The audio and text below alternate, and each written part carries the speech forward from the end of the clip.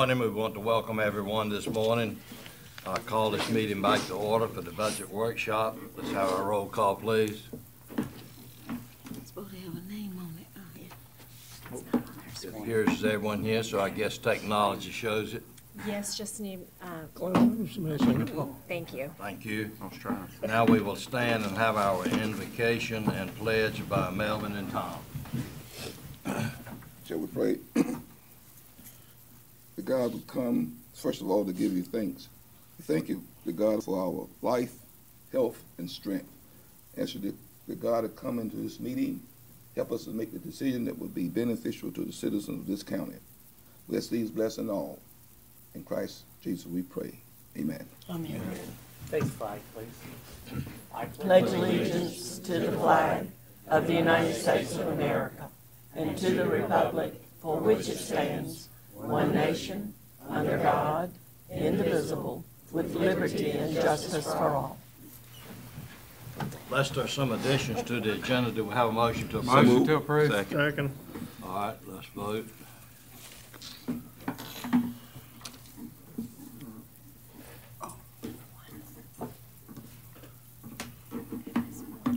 Number one, Beth. Thank you. 3 times. Mr. Manager and Dr. Morrow, we're ready to listen. Mr. Chairman, if I can make a couple comments first before we have the Health Department presentation. We have 2 follow-ups we wanted to give you real quick. I'll let Brian pass these out. One deals with, Mr. Chairman, your request on the outstanding debt that we have, and then the other was kind of an indirect comment from Vice Chairman Webb about our comparable counties. Brian has come up with another way to look at it, and we just wanted to give you these for your information.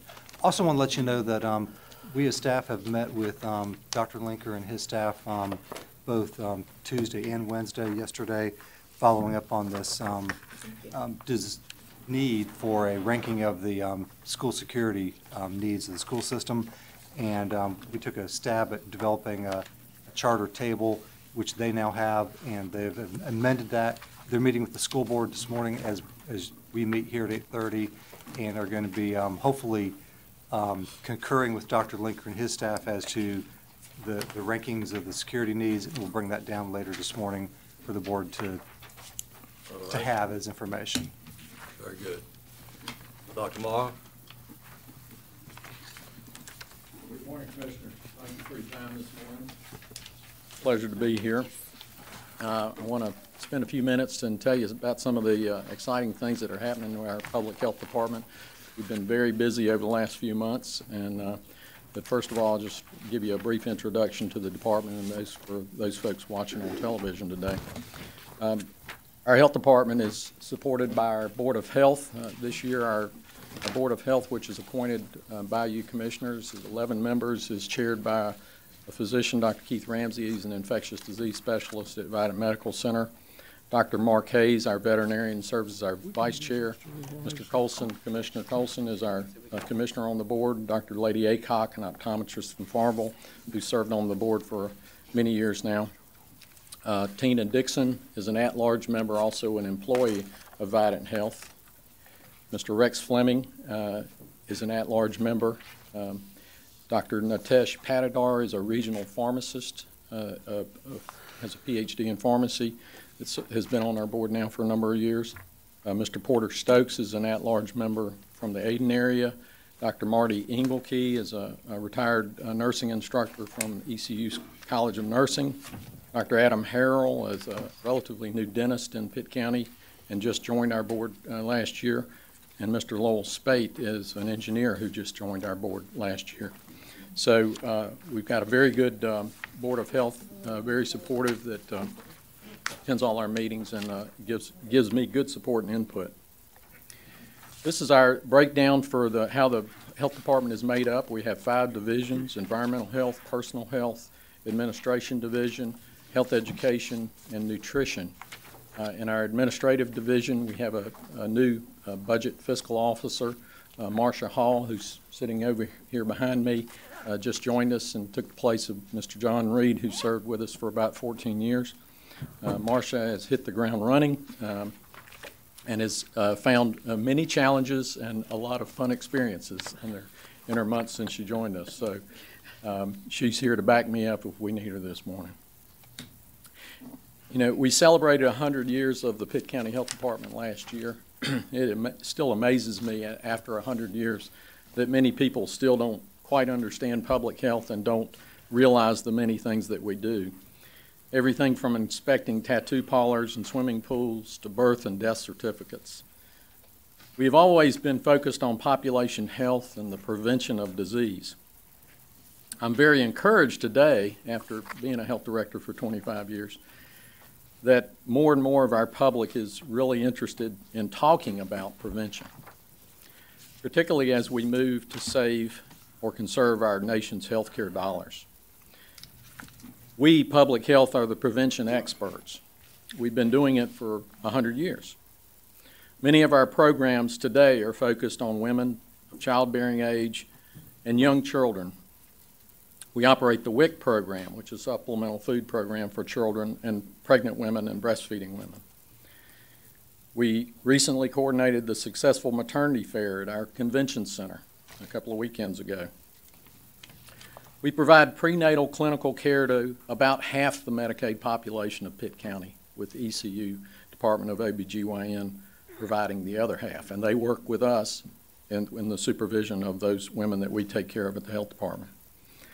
We operate the Positive Parenting Program, or Triple P program. You've probably seen the billboards with the beautiful upset children on them, screaming sometimes. So we're helping families all across the county, for all families, to learn how to parent better. Wonderful program, and international program that we brought here to Pitt County. The Nurse Family Partnership Program provides intensive home visiting nursing to first-time high-risk moms. We continue today to have a big problem with infant mortality here in eastern North Carolina and here in Pitt County. We've made inroads over about 35 years, but we still have a long way to go, particularly with our African-American population. Those infant mortality rates are sometimes in a year double what we see in the white population. So we're still working on that. I could go on and on. We are already one of the oldest health departments in the United States. Our goal is to be the best local health department in North Carolina. We are improving every day, and I want to tell you about some of the things we've done recently, particularly our electronic medical record that we've just installed in the last couple of weeks.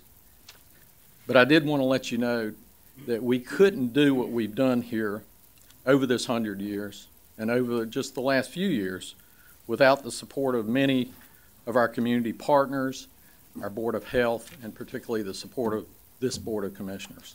So I just want to thank you for that. So we'll move on to our budget.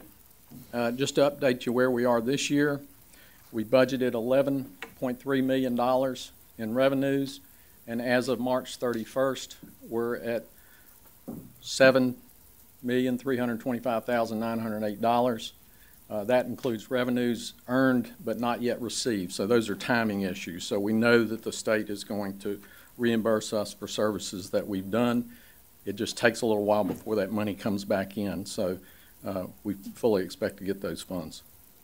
So far we're at 64.5% of this year's revenues. In terms of expenditures, we're a little above that, $7.5 million. So we have expenses above revenues of $266,446. That includes the purchase of our recent electronic medical record that I'll tell you more about today. But that was to the tune of about $230,000 of that. So going into next year, we know the budget is tight. We're going through a lot of changes with our staffing right now, with our workflows, with the electronic medical records. So we've tried to hold the budget very tight this year. We're proposing $11.7 million in revenues and expenses, and this budget has been presented to our Board of Health at earlier this month's meeting. This is how our proposed revenues break down, 32% state and federal dollars. Many of the federal dollars actually come through the state, so often people don't know they are federal dollars, but they're passed through the State Department of Public Health and then divvied out across the state to the local health departments. The county has 44% share in that. Our fees and charges are 14% currently. Fund balance we've decreased that again as it relates to our electronic medical record. We put one-time monies in actually last year and the year before expecting to purchase the electronic medical record, but it didn't happen until this current fiscal year that we were able to get that done. And then miscellaneous is 5%, and miscellaneous is made up of various, mainly private grants supporting programs like Nurse Family Partnership and Farmers Market and diabetes programs. So our expenditures, as you can see, we're very heavy in personnel. About 77% is in salaries and fringe, with 23% operating. We have a lot of grant-funded programs, over $3.75 million currently in grants brought into the county from national, state, and local funders. We pass grant dollars to other agencies in the county that can best deliver the service. So all this is not necessarily money that stays in our health department. We passed $250,000 to Vidant Medical Center to operate the school nurse program. We passed funds to Picasso, the AIDS Service Organization. We passed money to the Pitt County Coalition on Substance Abuse and various other partners in the community that we're passing funds to. So sometimes we're actively involved in recruiting and getting the grant into the county, but then the money goes to somebody else across the county somewhere that can use it better than we can with our staff. And that's good, because it's all improving the health of this county. So this was a sign that you may have seen on our website. You've seen it's still on the front door of our health department. We put it out everywhere we could get it to let people know that we were getting ready to go through a big change. And we have been through the change, to say it lightly. We installed, although we were one of the last health departments in North Carolina to move to electronic records, we are the first one in North Carolina to use Epic. And Epic is a very large, mostly hospital-based electronic medical record system that came out of Wisconsin, but it's the predominant electronic medical record across the country today. So we're very excited that we've had the opportunity to do this, but it is a challenge. We piloted a electronic medical record from the state about 9 or 10 years ago, and I have to say it was a miserable failure. It was challenging, and it just wasn't going to work.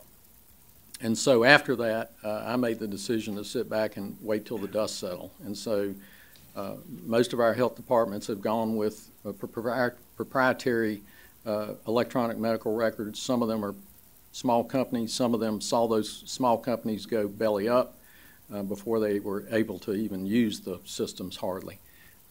So I think this was well worth the wait of what we're getting and for our money. But this Epic system is changing our world. We launched it 2 weeks ago after it took us years to get prepared for it. We went from charts that were literally this thick with paper falling everywhere to electronic screen 2 weeks ago. And so we still have paper charts that we're going to have for some time, but we're going to work through that to be all electronic in the near future. But thanks to this new Epic system, we will no longer have to carry our charts back and forth from the hospital. We were doing that almost on a daily basis between pregnant women having to need care, worried about them if they came into the emergency room over the weekend. We had to get those charts over there so the doctors knew what was going on with those patients. And then getting that information back from the hospital, we can now see instantly if a patient seen in the emergency room last night received the proper antibiotics to prevent the spread of an infectious disease. It used to be we had to go over there and request records, send somebody physically over there in the car, wait for hours. We can now see it just like that. We can now communicate with our patients through a patient portal to help them make an appointment or get other help that they need over their smartphone or their computer. We are still just learning to use many of the new capabilities that this system offers us. We are rapidly changing our workflows to create efficiencies where we have needed them for years. We're already consolidating job functions and redesigning how work gets done to give the patients a better experience and a better outcome.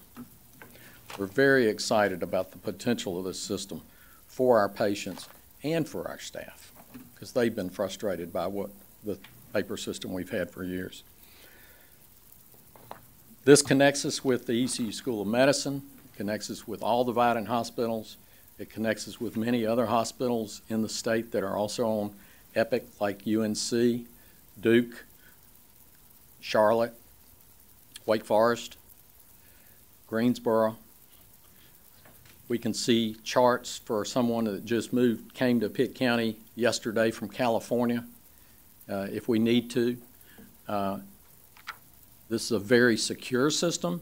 Every click of the mouse is audited. Every click of the mouse is traceable. So if anyone accesses one of these records without a professional need to know, and that includes my staff that I've told them, they will be fired. This is not Google.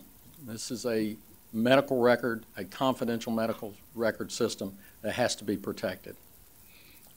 We have had a great experience, I have to say, with Vidant in support of this. Vidant's is our vendor and will provide most of the backup support, working with our MIS department here.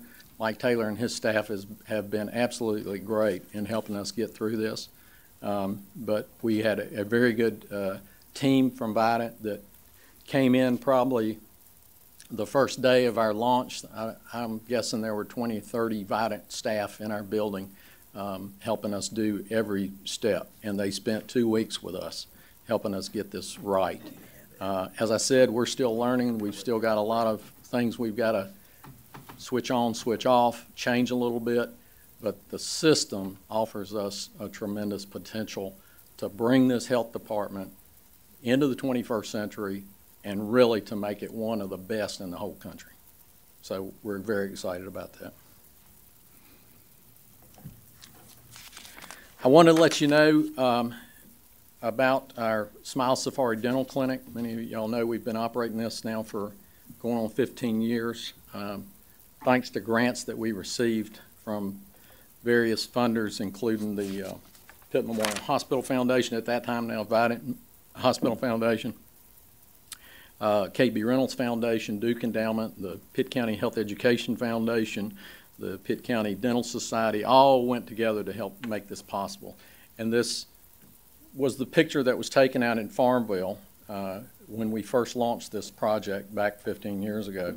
And since that time, it's been going to all the elementary schools in the county with a dentist and a dental assistant, helping take care of dental needs of children, particularly poor children, Medicaid and Health Choice.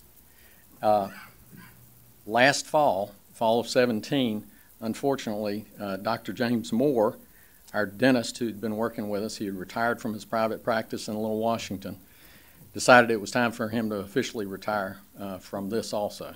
And we had tried and tried. He was a contracted dentist that was doing this service for us part-time and did a wonderful job.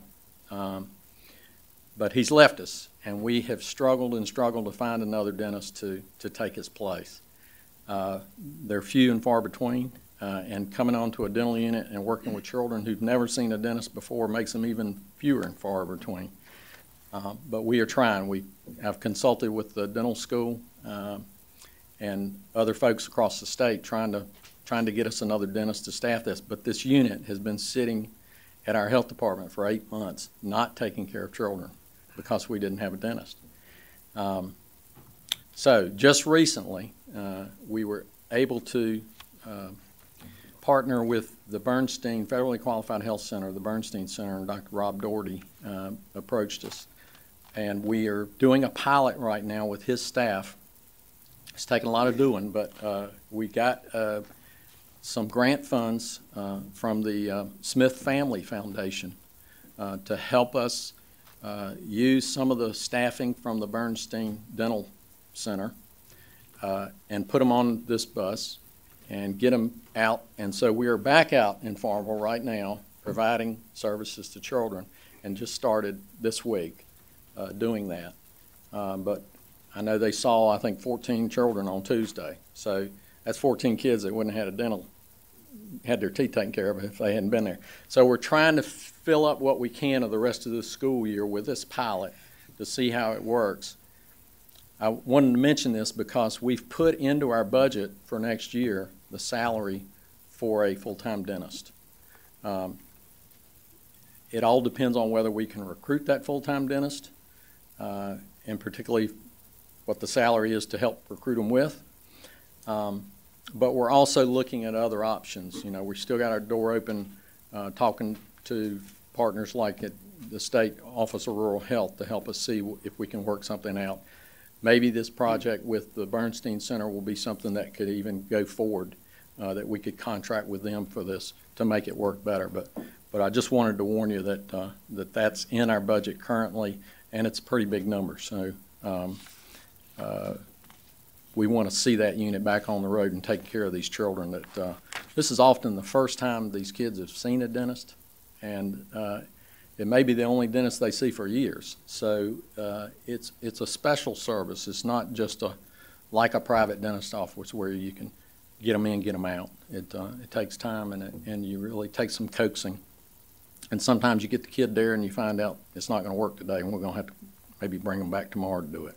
So the other thing I wanted to make you aware of, I think many of you are probably already aware of, this is our environmental health on-site wastewater staffing and evaluation numbers over the last 10 years. And you can see back in 2007, we had 7 employees doing that work. In 2011, the numbers had dropped off significantly as a result of the economy dropping down. There wasn't a whole lot of development going on. And so we lost those 2 positions. Since that time, the economy's been picking back up, thank goodness.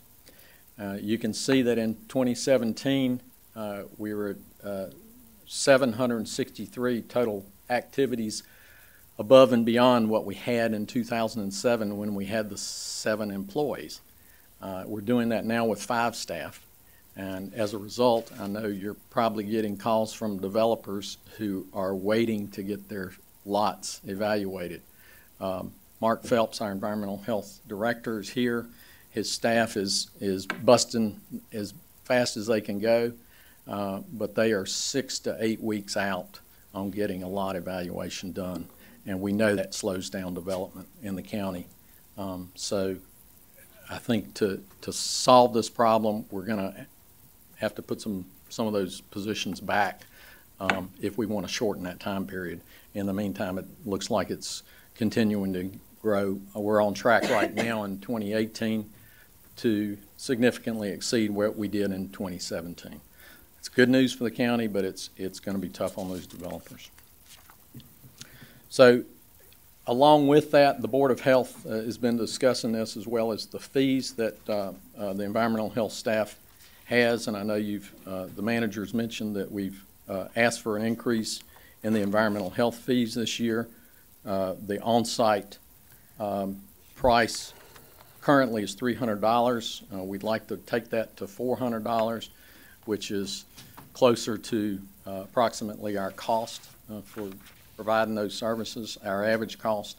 You can see these are other counties around the state. Mark and his staff have done a really good job of reviewing what these costs are, as well as comparing to all the counties across the state, and both regionally and all the way across the state. And so the recommendation that came to the Board of Health and was approved by the Board of Health was that we increase the on-site wastewater permit fee to $400. In addition, we've had significant increases from the laboratories that do our water testing. So we're recommending that that fee go up from $70 for coliform test and $85 for the water lead test to $80 and $95 respectively. Restaurant plan reviews, again, that takes an awful lot of time on our staff's part. We know that we support those businesses.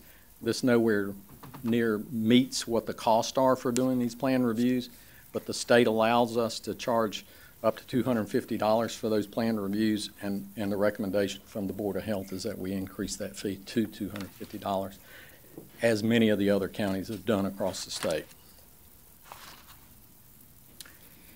So in summary, our increased county appropriation in the proposed budget this year is $349,371. You can see $216,707 of that is in personnel. $81,000 is our electronic medical records maintenance fee. That will be an annual fee that will go on. We plan to support that maintenance fee with increased clinic fees that we'll bring in. We think with the efficiencies that this system is going to create, that we're going to be able to see many more patients with the staff that we have, and with the coding system, we're going to be able to have a much better collection rate on the billings that we do with this system. So I feel sure that not just the cost of the overall cost of the electronic medical record, which we spent this year from our fund balance, but the annual maintenance fee will be more than made up in those collections that we get from third-party payers. The mobile dental unit, we've got $51,364. That includes some updates that we need to do there in the computer system on the mobile dental unit, as well as some supplies and staffing. So again, the plan with that dental unit would be that the fees that are collected would pay for the operation of the unit. And that's what we've always tried to do there, but because of not having enough dental hours, it was very difficult to make that happen. If we get a full-time dentist, we should be able to more than pay for the cost of that unit too. So that's our budget. I'll be glad to answer any questions. Dr. Morrow, we appreciate the presentation. What's the pleasure of the board? Mr. Gash? The EPIC system, I'm very pleased to hear that we finally converted to that. Can you quantify the total dollars that system should save us? Now, I think you said that the maintenance here, the $81,000, should be offset by savings generated in EPIC. Mm-hmm. I would think there would be more savings from EPIC also. There really should be. Quantifying that is very difficult. Our billings, we're also going through a transition with Medicaid right now. So we've had in the past what's called the Medicaid cost settlement. That is probably disappearing in the next 2 years, maybe next year. So what we've been able to do in the past is we billed Medicaid and we collected from Medicaid, and then we estimated our cost, and then the federal government would pay us the difference between those two. Mm-hmm. They're no longer going to do that. So we've got to make up that cost in our billings also. Trying to quantify exactly how much that's going to be is okay. Almost impossible. So the only savings you've actually built into your budget then is this $81,000, the maintenance? In terms of, that's not built into the budget. That is not built in. That's part of the request, is that initial maintenance fee for this year, which we could, I would say, put into our fund balance, since it's probably a one-time event. So then that $81,000 is not as a result of savings from EPIC? Not okay. yet. So in your budget, you have no savings built in for EPIC? Correct. Even though you think there are savings? Yes. So next year, you will underrun your budget? We hope so. right? One Are other you going to question. be here next year? Word gets around, Pitt. One other question. The $216,000 in personnel, Yes, sir. is that the dentist? Is the dentist in That that? includes the dentist, correct? 216, no, sir, that just includes the step-ups for our 127 FTEs that are currently. Merit pay. So that does not include the dentist. The dentist is. But in the dentist unit. is built in your budget somewhere. Right, it is built in the mobile dental unit fund. Let me back for Okay. that up. Contractors. Okay, very good. Thank you. So it's in the 51,634 Yep, there. part of that makes up. Part of that, because we had some contract dollars that we used for Dr. Moore already in the budget, and this would make up the dentist, Okay. the difference that we would need to Okay, employ thank that. you. Good morning. Excuse me. Good morning. Thank you, Dr. Morrow, for your presentation, and I want to commend you and your staff for an outstanding job with health services here in Pitt County. I want to speak in support of the dentist, the full-time dentist, because it doesn't feel like it's been 15 years since we brought in the Smile Safari mobile unit. I was involved with a group that headed that up, Absolutely. because at that time there was not a dentist in Pitt County that would take Medicaid patients, and this was unbelievable to think that we had children out there, well, here in Pitt County, who could not receive dental care because there was not a dentist that would see them because they didn't have money or would not take Medicaid. So this mobile unit is a godsend to that population here in Pitt County. So I just want to really put that out there. I don't know if we were aware that there was a time when Medicaid patients that needed dental service, there was no dentist that would take them. So the health department spearheaded it along with the group that Pitt Partners for Health. Pitt Partners for Health. Absolutely. That we that I was a member of at that time. So. Remember that. Thank you. Tom? Dr. Morrow, there's about 120 people that work in the health department, roughly, is that correct? How many open 131. positions do you have now? 131 positions right now. Okay, so how many? 131. Okay, but how many open positions do you have now? About- April 17. 17. 17. My point is that's over 10% of their workforce. Scott, let me ask you a question. Sir. Is there a delay in being able to hire people? If a position comes open, is it a standard policy of the county to not allow the department? Who's going to argue that the health department, education, and safety are not the three most important duties that we as a county probably ought to be performing? Having said that, is there some kind of a delay that they can even start to look for another person? Yes, there's two delays. One is the standard 30-day delay that we ask the departments to hold the position for, and the second would be if the employee leaving has any built-up personal time, vacation time, those monies, we ask them to delay because that's not budgeted to make up that difference. What if they have 6 months worth of personal time? You only have 240 hours, which Okay, is 240 hours then. a month and a half, I believe. The way to eliminate any type of delay in filling positions would be to appropriate $0 in fund balance, because we rely upon lapsed salaries to fall back to fund balance. So if we eliminated what we expect $2 million on average to fall back, if you eliminated that, then we could fill positions immediately, other than the personal leave or vacation that they pay out. But as long as we continue to rely upon fund balance, there's got to be some mechanism, because if we tell departments to go ahead and fill, well, we're not going to have $2 million fall back. We're going to have much less than that. Okay, and I understand that, but the thing is, we're talking about personal safety. Dr. Morrow's got very critical position, not clerical, pushing paper, but it might need a nurse. And if there's a delay there, how long does it take you to recruit? Once you can push the button, Dr. Morrow, what's a typical time period for you to recruit a person and actually get them into a job? Is it a month, 6 months, 4 months? Depends on the position. Okay, you say a nurse. We've got a nutritionist position, the Okay. quarter position that the managers helped put in the budget this year or next year. That nutritionist position we've been trying to recruit for at least 6 months. We have nursing positions that typically will go 3 months before we can make an offer.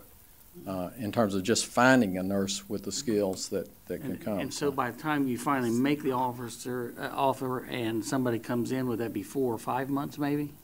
Maybe even 6? Often. The point is, Scott, rather than have a blanket, you can't hire for so long. Can we look at it from a standpoint of really critical need? And I think that there are some that are really critical. Let me qualify my response. We do, upon request by the department, if it is a critical position, we do make exceptions across the board. So, but we try where we can to hold that position for the period of time to allow the lapse salary to be created and fall back. But yes, I mean, whether it's health department, DSS, and in public safety, when you talk about the sheriff's office, detention center, 911, we have no delay. When a vacancy occurs, they fill right away, because that's, I mean, public safety, you need a sheriff, or you need someone to answer the 911, or you need a jailer to make sure the inmates are being cared for and confined. We have no delays in those areas. Okay, well, that's a good thing, but shouldn't the health department in some of those positions, this is a rhetorical question. I'm not going to ask you to really answer that now because you may not have the facts in front of you to be able to do it. But it would seem to me that there are some that ought to be very critical. And I would encourage Dr. Morrow, if you haven't already done it, to label those positions and go back to Scott now, hearing what he said, and see if we can't move some of that up, especially since it takes you 6 months. Because if you add two more months on top of it, now it's 8 months before you can even do it. And often just getting them in the door doesn't get them to work, because we got to get them trained and before they can actually And these are skilled people. see patients. These or are people that are going to do be in inspection. demand elsewhere, and so it's not like going out there and asking for a ditch digger at $8 an hour. Correct. Thank you. Thank you, Commissioner. Yeah. First thing I want to say is thank you for a great presentation. I'm always amazed at what you all are able to do with the money you do have and the money you go out and find through grants and whatever is out there. That has been continuous every year since I have been here, so your department is to be commended for that. Thank you. I also am very pleased that the EPIC system is on board.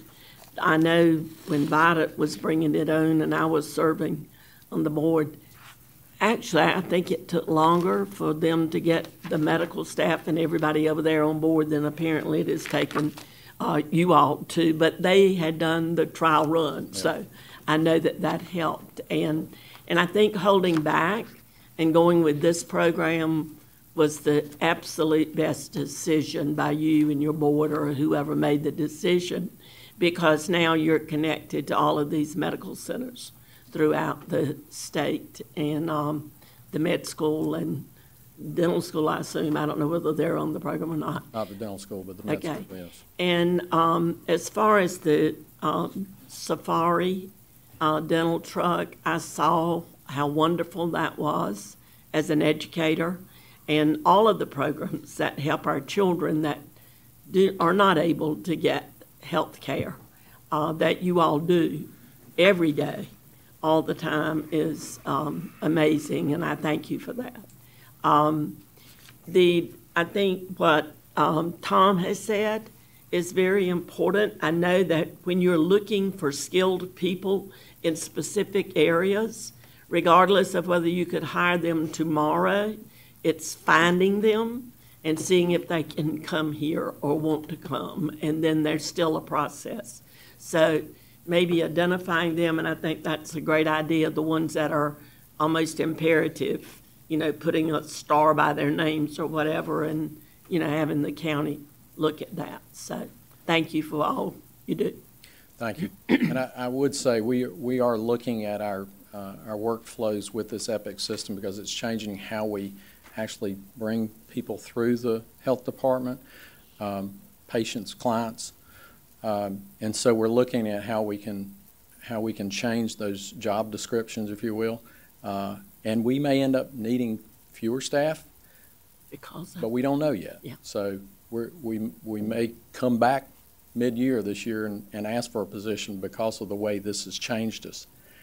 The other thing I'd say is that you mentioned trying to recruit people to Pitt County. You're absolutely right. I'm trying to find a dentist to do this work, or trying to find a TB nurse we're trying to find right now, a communicable disease trained nurse.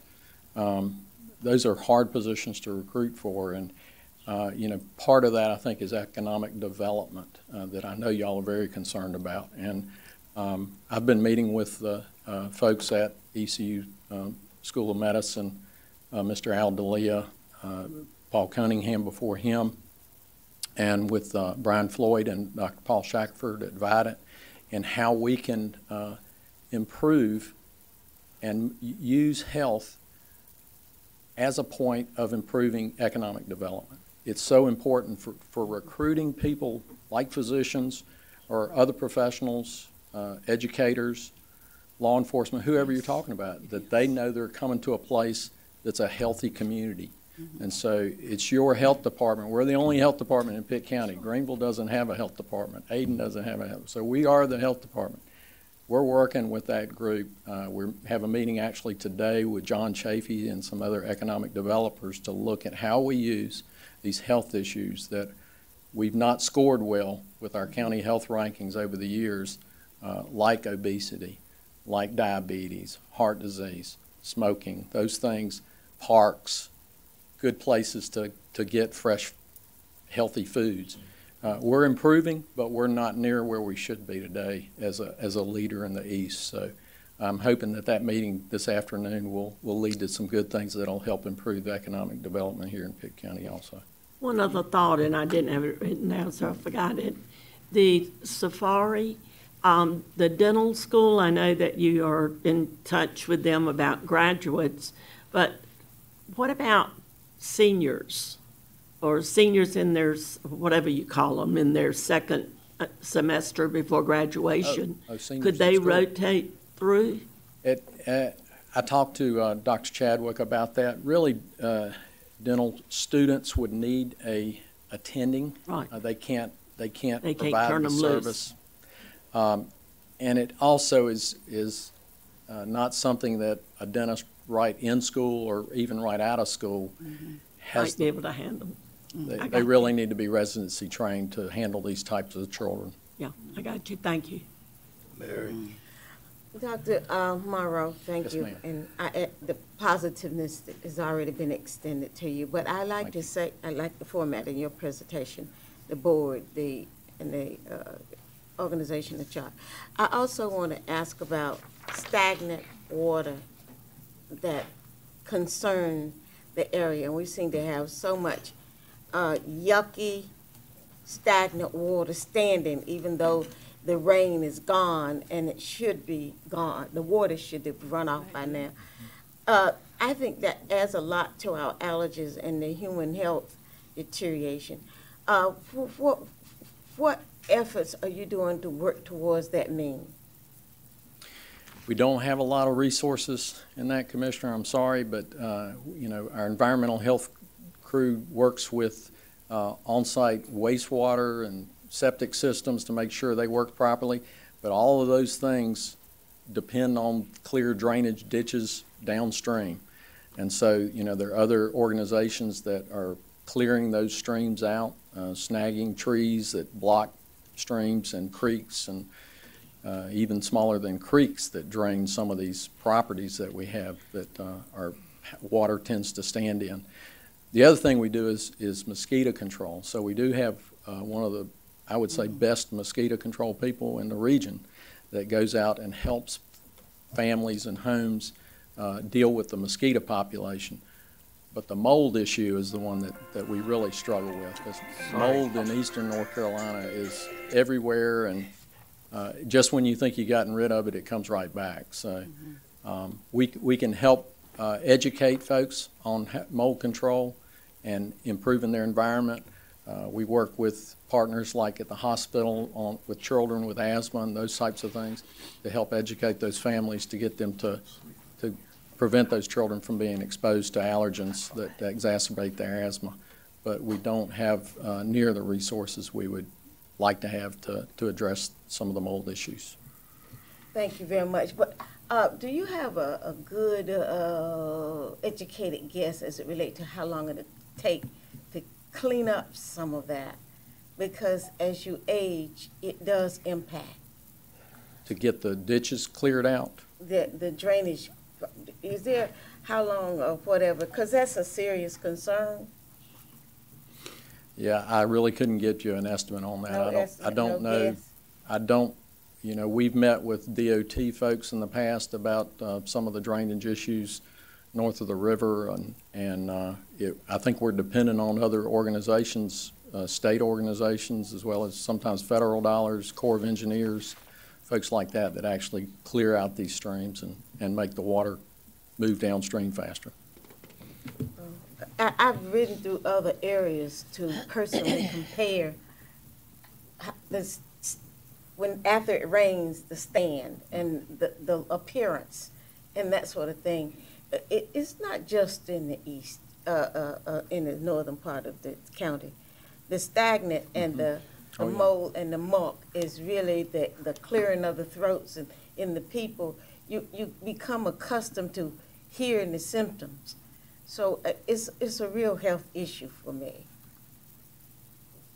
And there's no way we can deal with it otherwise. I don't think we have good answers for that yet, I'm afraid. We're learning more about immunology every day and how allergens affect people. Some people are very sensitive to a particular mold where other people aren't. And we don't have good ways of testing people even to know. We do allergy testing, or specialists can do allergy testing, but most people don't have the opportunity to even do that. So it's very difficult. We know what we tell folks in environmental health is if you see mold, if you smell mold, then you need to get rid of it. And the best way to treat that usually is with bleach. But you can't bleach the whole outdoors. Thank you very much. Wish I had a better answer. Thank you, Dr. Wall. And in regard to Ann's concern, I believe the dental school provides a lot of services in the area that Ann was alluding to. They do today, yes, and, sir. So that's one issue that I think is there. Absolutely. Scott, do you have any remarks you want to make at this time? No, sir. Thank you, Dr. Marr. Appreciate you. Thank you very much. Unless the board wants a break, we will have our social service people here. We will proceed. Jan?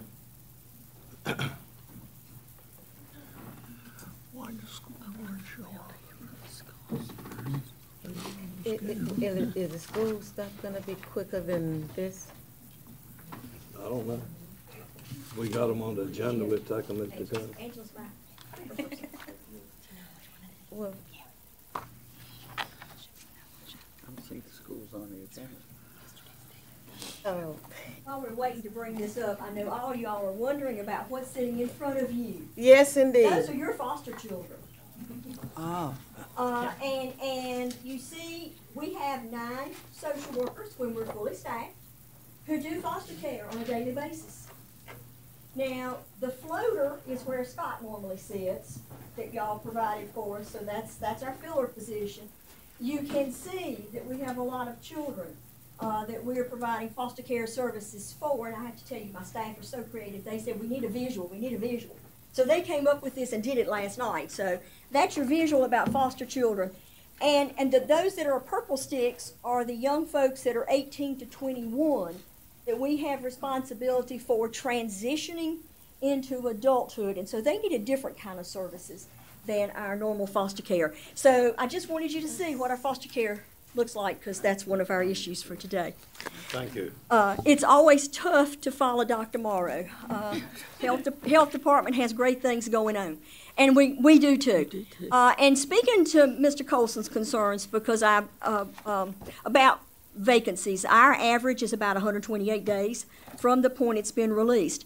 I will say we do argue a lot of hours, and I will say that the manager has cooperated by indicating that if it's a federally funded position, we can move a lot faster. So, for example, our child welfare attorney who is leaving us next Friday, we will be able to post next Friday to get that position filled. So there are opportunities, and we take advantage of those. But our social work positions, we've had some that have been vacant for a whole year because we can't compete sometimes financially, and those are very difficult positions to fill frequently.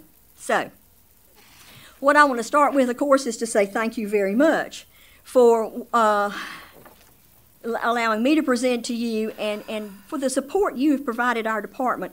I've been here now, it's hard to believe, come July, 4 years.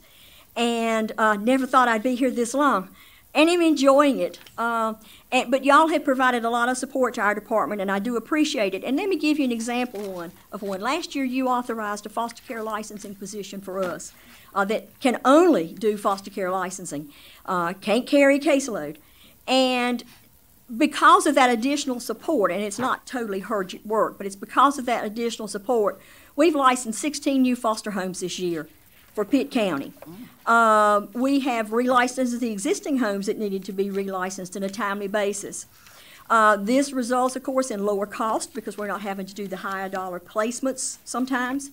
It puts the children in a family setting, which is really critical for children. And it allows more children to remain in Pitt County, so we're not having to run up and down the road. Plus, it's good for the kids because they get to stay in Pitt County, hopefully in the school they were going to, and so it makes it a little less disruptive.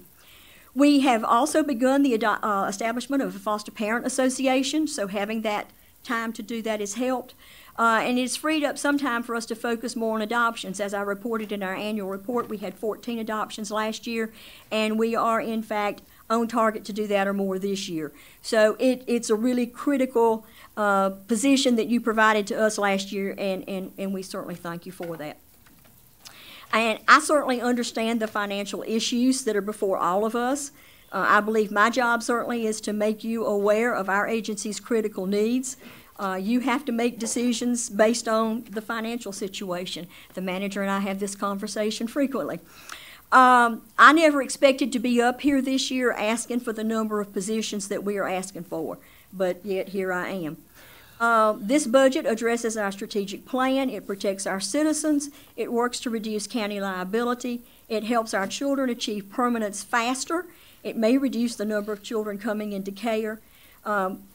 This agency is at a new level of accountability. In my 47 years doing this kind of work, I have never seen the situation we're in right now as far as accountability. The budget we presented to our board had numerous reductions in county dollars already built into it, but it contained 20 positions, the vehicles that were talked about in the capital improvement plan, additional funding for our unmet needs for our adults that we have to work with, and more general assistance funds. That reflected a 5% increase in county dollars. Our board did approve moving that budget forward. The manager and I have met to discuss priorities, have made some changes to reflect those conversations. So instead of a 5% increase, we are now sitting at a 1% increase if all of our positions were funded.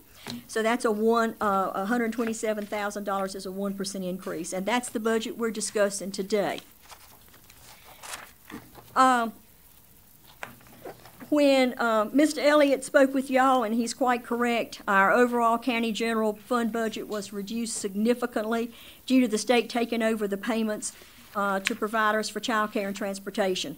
They are all 100% federally funded, and that had no impact on our county dollars. So that's a real plus for the county, because the county finance office had to cut all those checks. The county finance office had to wait 1 to 2 months to get reimbursement for that $500,000 each month that this county was paying out in advance. So now they don't have to do that. We still have some things we need to do, certainly, as it relates to child daycare, but that has removed that responsibility. Approximately 75% of that appropriation was removed from our budget, and the expenditure was mid-year. So that's the $30 million figure, I believe, that's in some of the columns that Scott provided to you. The remainder of that appropriation in revenue was removed from the budget that's reflected in this year's budget. So that's kind of where that comes from.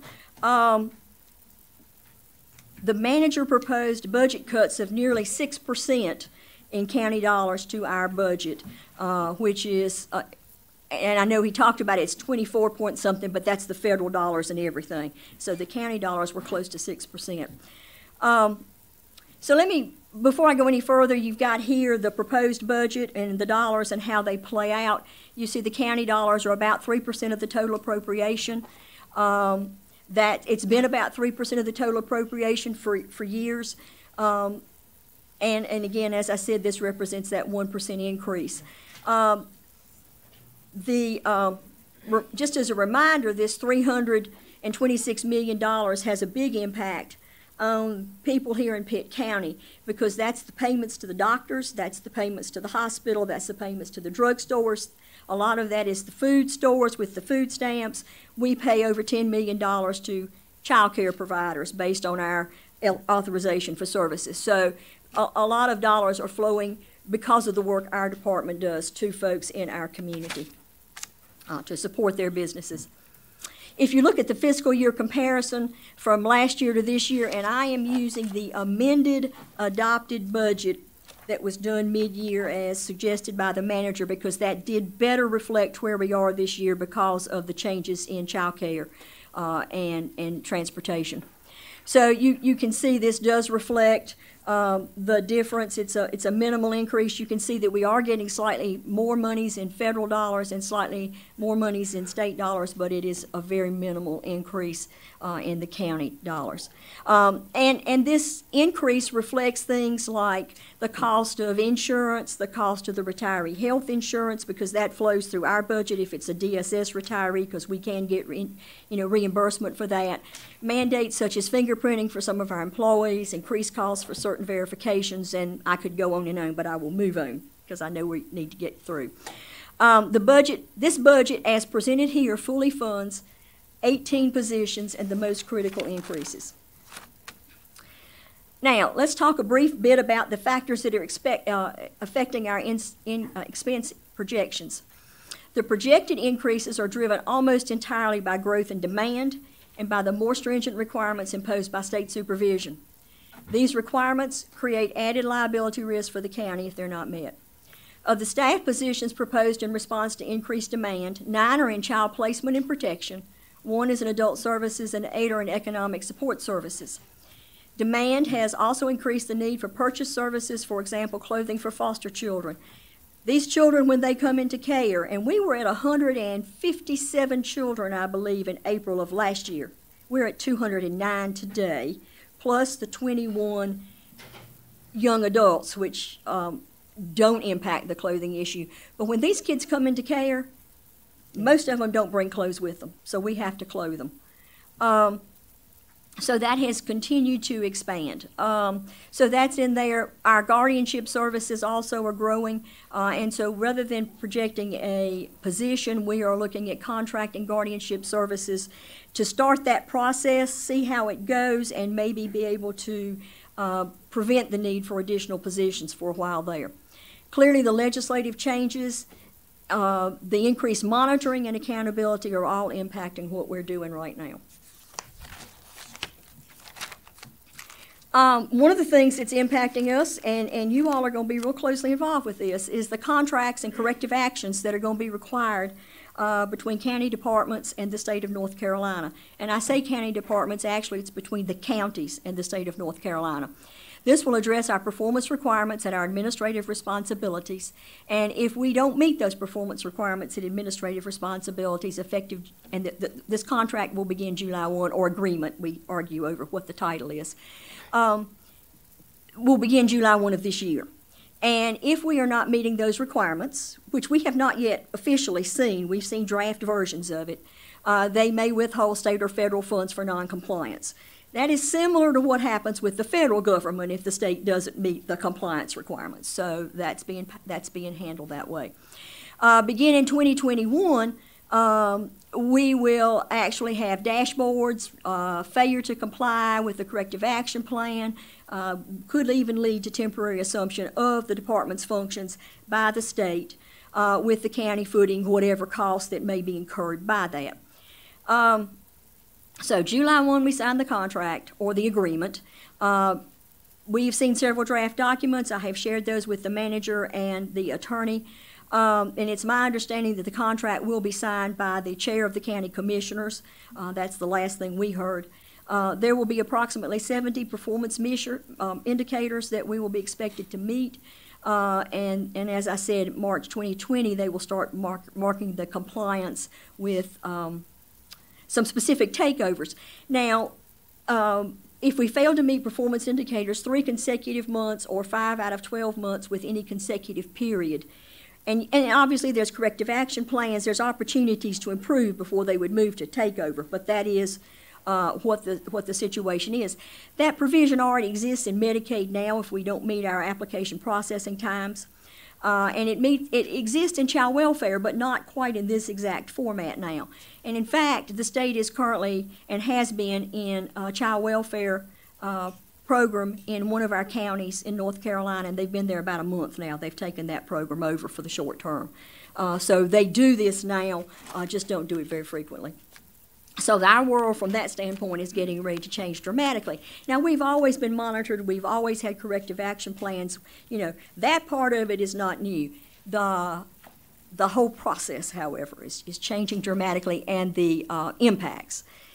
So we're going to talk about the growth that is causing some of our issues. I want to share with you that since 2010, our staff has grown by about 19%. So we have had some growth.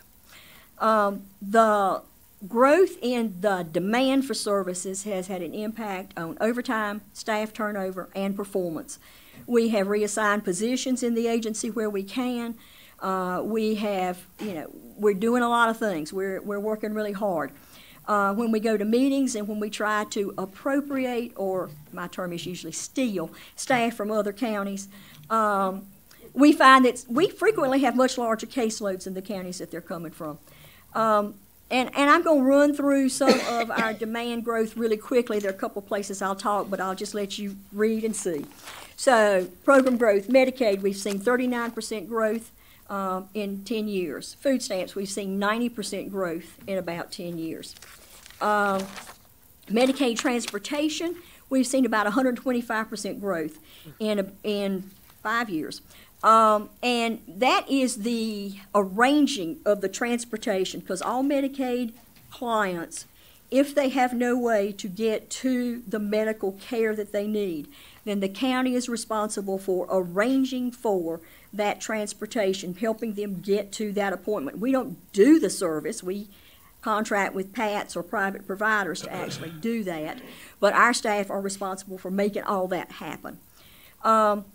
With crisis assistance, we have had 13% growth. I'm going to explain a little bit about that because it's kind of weird. The crisis payments, numbers of payments are slowly declining because the dollars have been declining.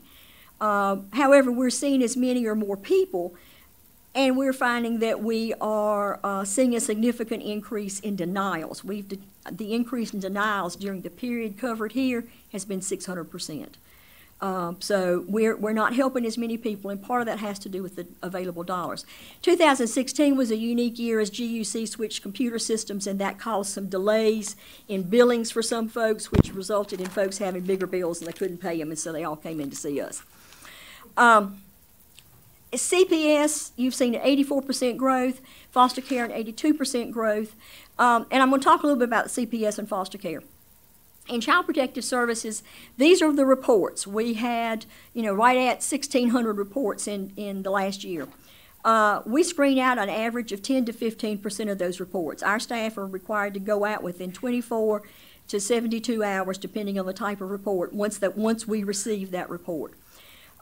We have a new drug-affected infant policy that has increased the number of referrals from the hospital that we get. Now, these infants, their moms could have been on a prescribed drug and using it appropriately. But if it's a drug-affected infant, the hospital will refer to us. We will then turn around and refer to the health department because their nurses are going to go out and work with that family around that drug-affected infant. If, however, there appears to be some indication that this might result in, we might have a Child Protective Services issue, we may be, in fact, also going out. We have to screen every one of those. I have to stop and think. January and February, we had 10 children that came into our protective services process as a result of the drug-affected infant. In March, we had 4. So those numbers are not huge, but they do impact the workload, and they are very sad for all of us. But again, some parents do need certain drugs that you don't want them to come off of, and so that may impact that child. In foster care, our children that come in are sometimes challenging. We have drug-affected infants sometimes that have to come into foster care. We have children with severe mental health problems, and many of those get to go to the schools, and the schools then get to struggle with those children. We use mental health a lot in helping us with our children.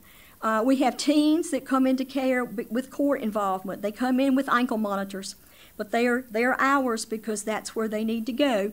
They don't need to be sent to a youth facility.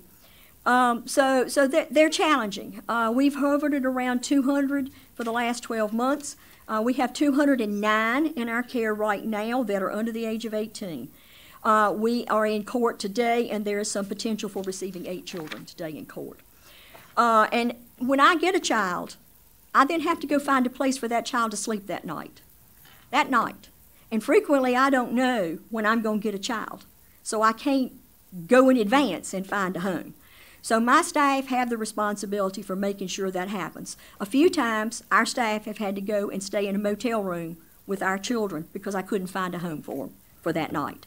So it is a very traumatic situation. We have 18 to 21-year-olds.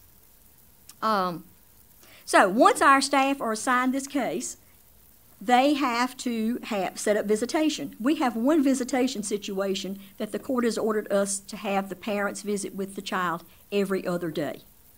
So that means our social worker has to go get the child, take the child back, and supervise the visit. So you know, that's a lot. That's an unusual order. Most are once a week or twice a week or something like that. And holidays don't get us an exception on holidays. We have to go out on holidays. We go out over the weekends if that's the date that's ordered. When we are given a child that needs specific mental health kinds of treatments, and I know Mr. Webb and I've talked some, even in front of this group, about leveled group homes and so on and so forth. The mental health system controls how those payments are made, and a child has to be determined it has to be determined medically necessary that this child be placed at this level care for the mental health system to help pay for the cost of care. That can take up to 14 days, and sometimes you have to go through appeals processes, and sometimes it's never approved. But some of these children are very difficult, and finding a facility, sometimes you need a secure facility, and those are the most costly facilities. We had a child this week that has entered care that the cost to the county right now is $501 a day. We will not be reimbursed for that. And once the medical necessity piece is determined, they will pick up from the point that's determined and go forward. But until that's determined, the county is on the hook for that because I have to find a place that's safe for that child, and this child requires a locked facility. The more common cost is $88 a day that we pick up when there are situations that can't be covered immediately. If it is, like I say, once a child's placed in our custody, the goal is first to reunify. So we need to be working with our families to try and make whatever was the problem that got the child into care to get that child back home. If that's not possible, then we need to be working on permanence. So we have 2 trails going at the same time, 2 paths. Some of our staff are cursed on a regular basis, hit, had their glasses knocked off, their hair pulled out, whatever. And some of these are very young children who are doing these kinds of things. So the stress and the toll on the staff is significant. Hence why our staff were very interested in trying to make sure that we understood what it looked like. On a very positive note, because there is some good stuff, we have 11 teens that are expected to graduate this year from graduate from high school in foster care, and that's quite an accomplishment, and we are thrilled. In fact, we're going to bring them to our board in June after they've walked, and celebrate that with the board because these kids have accomplished a lot under some very difficult circumstances. So we want to celebrate their success. I got one that's going in the Navy. She signed up as soon as she could. So you know, she'll be going right after graduation. So moving right along, child support. You've seen a little bit of growth there. APS reports, we've got a 79% growth in APS reports, which is Adult Protective Services. These reports, we've had 102%, however, growth in the number of reports that require investigation. These are, again, our mental health issues. We've got an aging population, so we get reports based on that. We're getting exploitation reports. Some of these are very difficult to track through, and some of that's what's driving the increase. And some of the abuse and neglect issues that we're seeing here in adult services are very, very significant. Ulcers where the bone is exposed, I mean, they've been left, and just a variety of things like that. So that is, you know, that's pretty traumatic for staff. Guardianship growth, that's coming after we do the Adult Protective Services. Some of these folks are coming into the guardianship arena. We're also getting guardianship cases from other places in the community because we are the only public guardian that can serve Pitt County right now, and we are the last resort guardian, but we are getting guardianships from all over the place. Like as I said, we're proposing a contract to assist if we contract with this company, and they they're only as far east right now as Wake County, but they've agreed to come to Pitt to see how it goes, and if this goes well, we will probably try to move some more cases to this group, and the dollar amount will go down per person based on the number served, but we're not starting out with a large number. The caseload standard in guardianship is 1 to 25 or 1 to 30, depending on the complexity of the case. We have 4 staff who are carrying these 125 cases. What staff positions do we need to address this demand growth? As I've already talked about, you know, we're dealing with some really sad and scary situations. Staff are experiencing secondary trauma in both CPS and APS. We offer EAP to folks on a regular basis to try and help work through that. Stress is intensifying due to the caseloads, the types of cases, the severity of cases. Turnover is increasing. And I've got turnover on the next slide, or on some of these slides, but it's even continuing beyond that because that's last year's figures. We have, in years past, we worked with Ted Bowen, who was the regional personnel director for the state in Pitt County. He served the Eastern North Carolina. And he put together a formula for calculating cost of turnover in social services jobs. And in child welfare, our investigation and treatment social worker, between the cost of recruitment, training, lost productivity, it can cost close to $43,000 to retrain, hire, do the whole thing. And we had 41% turnover in CPS last year, and similar turnovers as you will see in foster care. So we are asking for this year 3 social worker 3 positions in foster care. And you can see on the slide some of the information. The standard is 1 to 16. We are over that standard right now, and we have farmed children out. Anybody who has a social worker 3 designation in child welfare right now is getting foster children, whether foster care is their caseload or not, that they're getting them. And that's not good. Every time you have a turnover or a change in a foster care social worker, the studies or statistics indicate it slows down permanence by 6 to 12 months. So, 1, it's not good for the children. 2, keeping children in foster care costs the county money. And so there's a variety of reasons. The performance improvement plan is required, that the state has, is requiring more frequent contacts, greater scrutiny.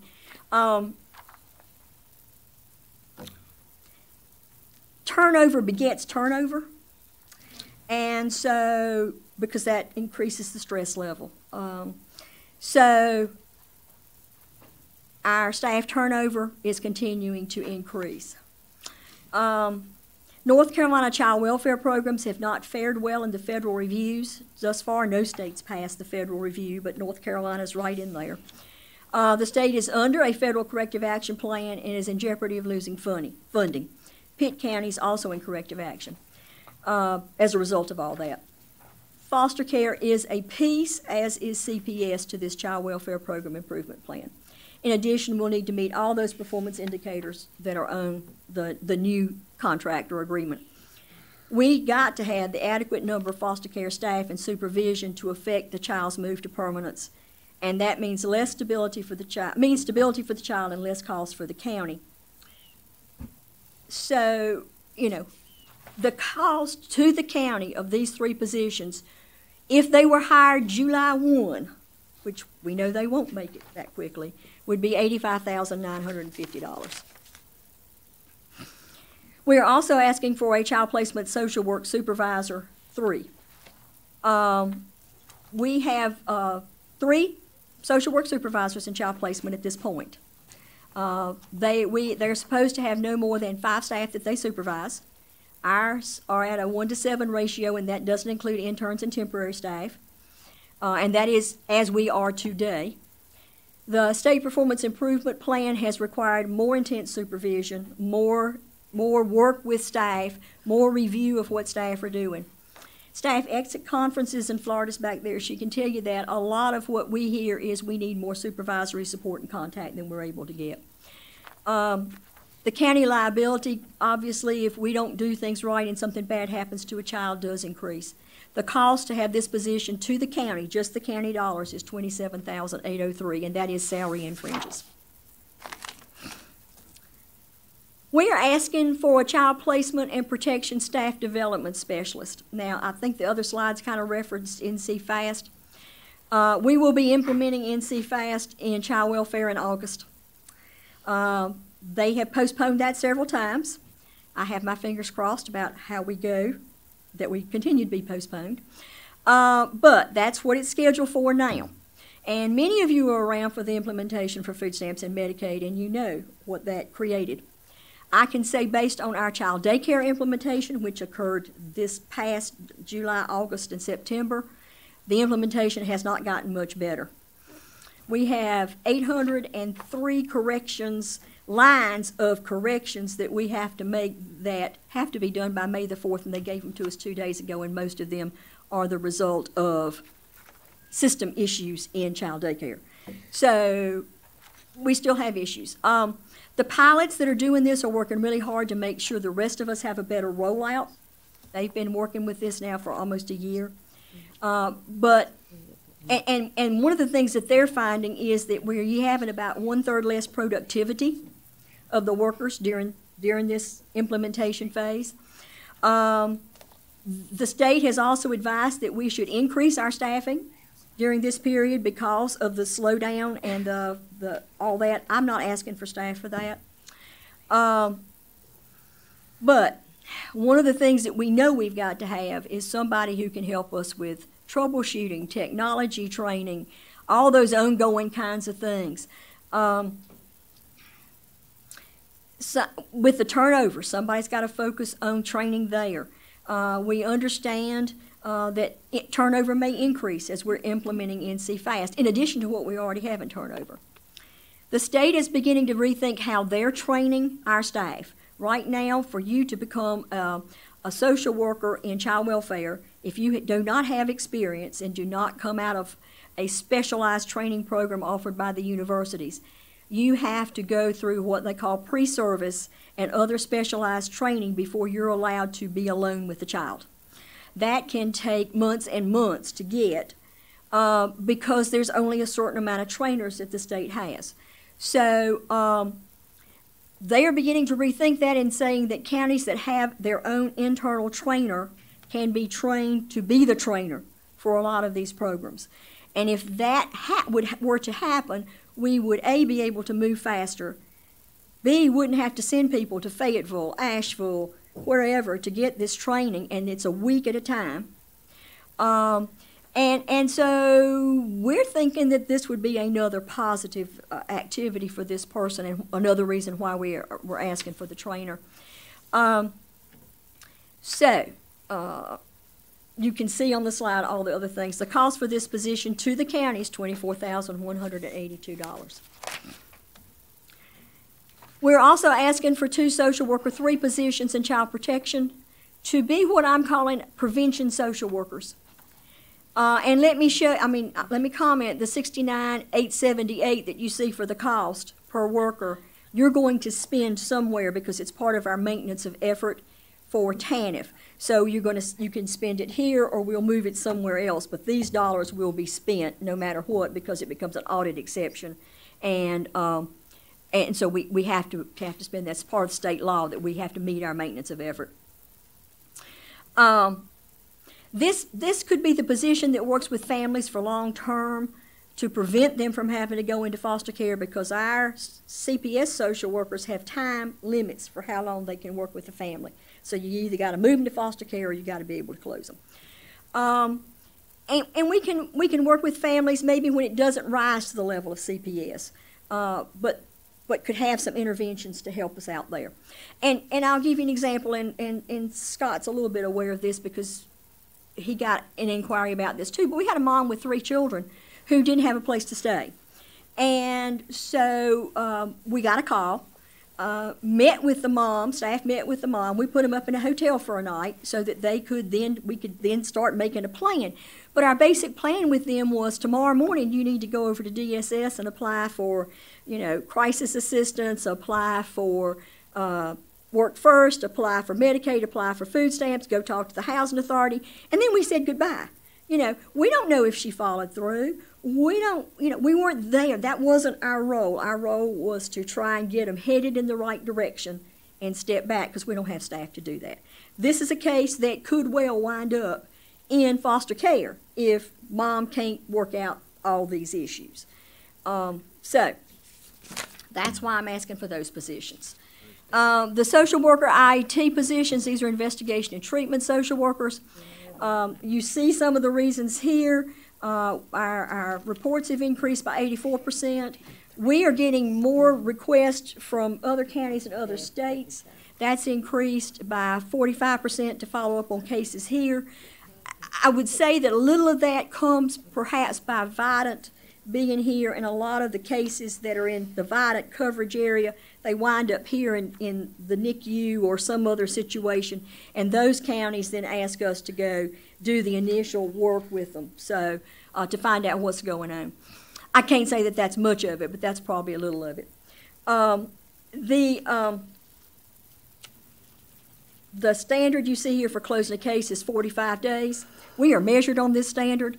Pitt County now takes 71 days to close just because of the volume. You can't move as fast. You can't be as intensive with them. And every day we leave a case open, that's a day we incur more liability. But if we close the case prematurely, we've incurred that liability also if something happens with that child. As you see, staff turnover was 41%, and our average agency turnover for the same time period was 15%. Again, NC Fast is mentioned here. Some of our staff are carrying more than 20 cases. I remember having seen the slides that Mr. Merritt did when he was here as the interim about how important some of what we do is, and he mentioned the word death a lot. And I don't want to be dramatic, but in child welfare, if we don't do our job correctly, or an APS, it can result in a death. Even if we do our job well, that can happen, but at least it's defensible. So we're asking for 9 positions in child protection and child placement. You see those here. If we can slow down the number coming in to the agency, do a focused job in our assessments, meet the required service mandates, have an adequate number of foster care social workers to move children to permanence faster, meet the mandates, reduce the number of children in care, not being overwhelmed, I think it can ultimately cost you less dollars in the long run, reduce your liability, and certainly improve the outcomes for the folks that we're serving. The total county dollars, not counting those 2 positions that you got to pay for the money somehow anyway, whether it's there or elsewhere, it's $188,733 to fund all of these positions. Our adult services social worker, our APS cases, this is a social worker who could work with our APS cases once we substantiated APS to ensure that the services had been mobilized, have in fact had the desired impact. It would allow us to move cases from APS within the time standards. We're not meeting those there either. And perhaps we could reduce the number of folks moving into guardianship because we could identify more resources. If in APS and guardianship by statute, there are requirements that cost the county money. And because I'm statutorily required to assure their safety. So if someone is in a situation and needs to go into some type of placement, for example, adult care home or something like that, we would use their money to help pay for that, but that generally is not enough money to pay for the full cost of care. We negotiate like crazy, but the county picks up the difference in what that person's income is and what they need. Some of these folks have too much income to qualify for special assistance or Medicaid to pick up those costs, but if that's the only resource, then the county does pick up those costs.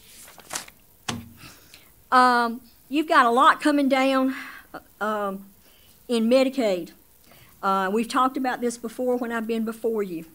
Starting July 1 of this year, the counties have assumed full financial liability for any Medicaid payment on behalf of an ineligible patient or a person who was denied incorrectly. So we have to pick up the costs they paid out of pocket if we denied them incorrectly and they are found to be eligible. The 2016 average payment for Pitt County, which was the most recent year I could find, per patient was $5,000. Counties must review and respond to any suspicious claims now through the NC Tracks program within 5 days of notification by the state. We have to review it, determine if that's correct or not, and notify the state. We also have 9 match reports that we need to work. And I will tell you, earned income and unearned income for all 33,000 people that we serve, that's a pretty hefty report, and it comes out regularly. So, back to the incorrect denials, which is where I think the big dollars are. Think about the potential cost, because that $5,000 doesn't look so bad, but think about the potential cost for somebody who's on dialysis every day or every other day. Long-term care. People who go in for stents or bypass surgery or transplants, and we pay for all of those kinds of things if they're a Medicaid patient. In fact, we're aware of one child that has a monthly drug cost, one drug of $5,000 a month that Medicaid's been paying for. Now, that, for a very small county, can bankrupt them if there's an error. For Pitt County, it will be very, very difficult.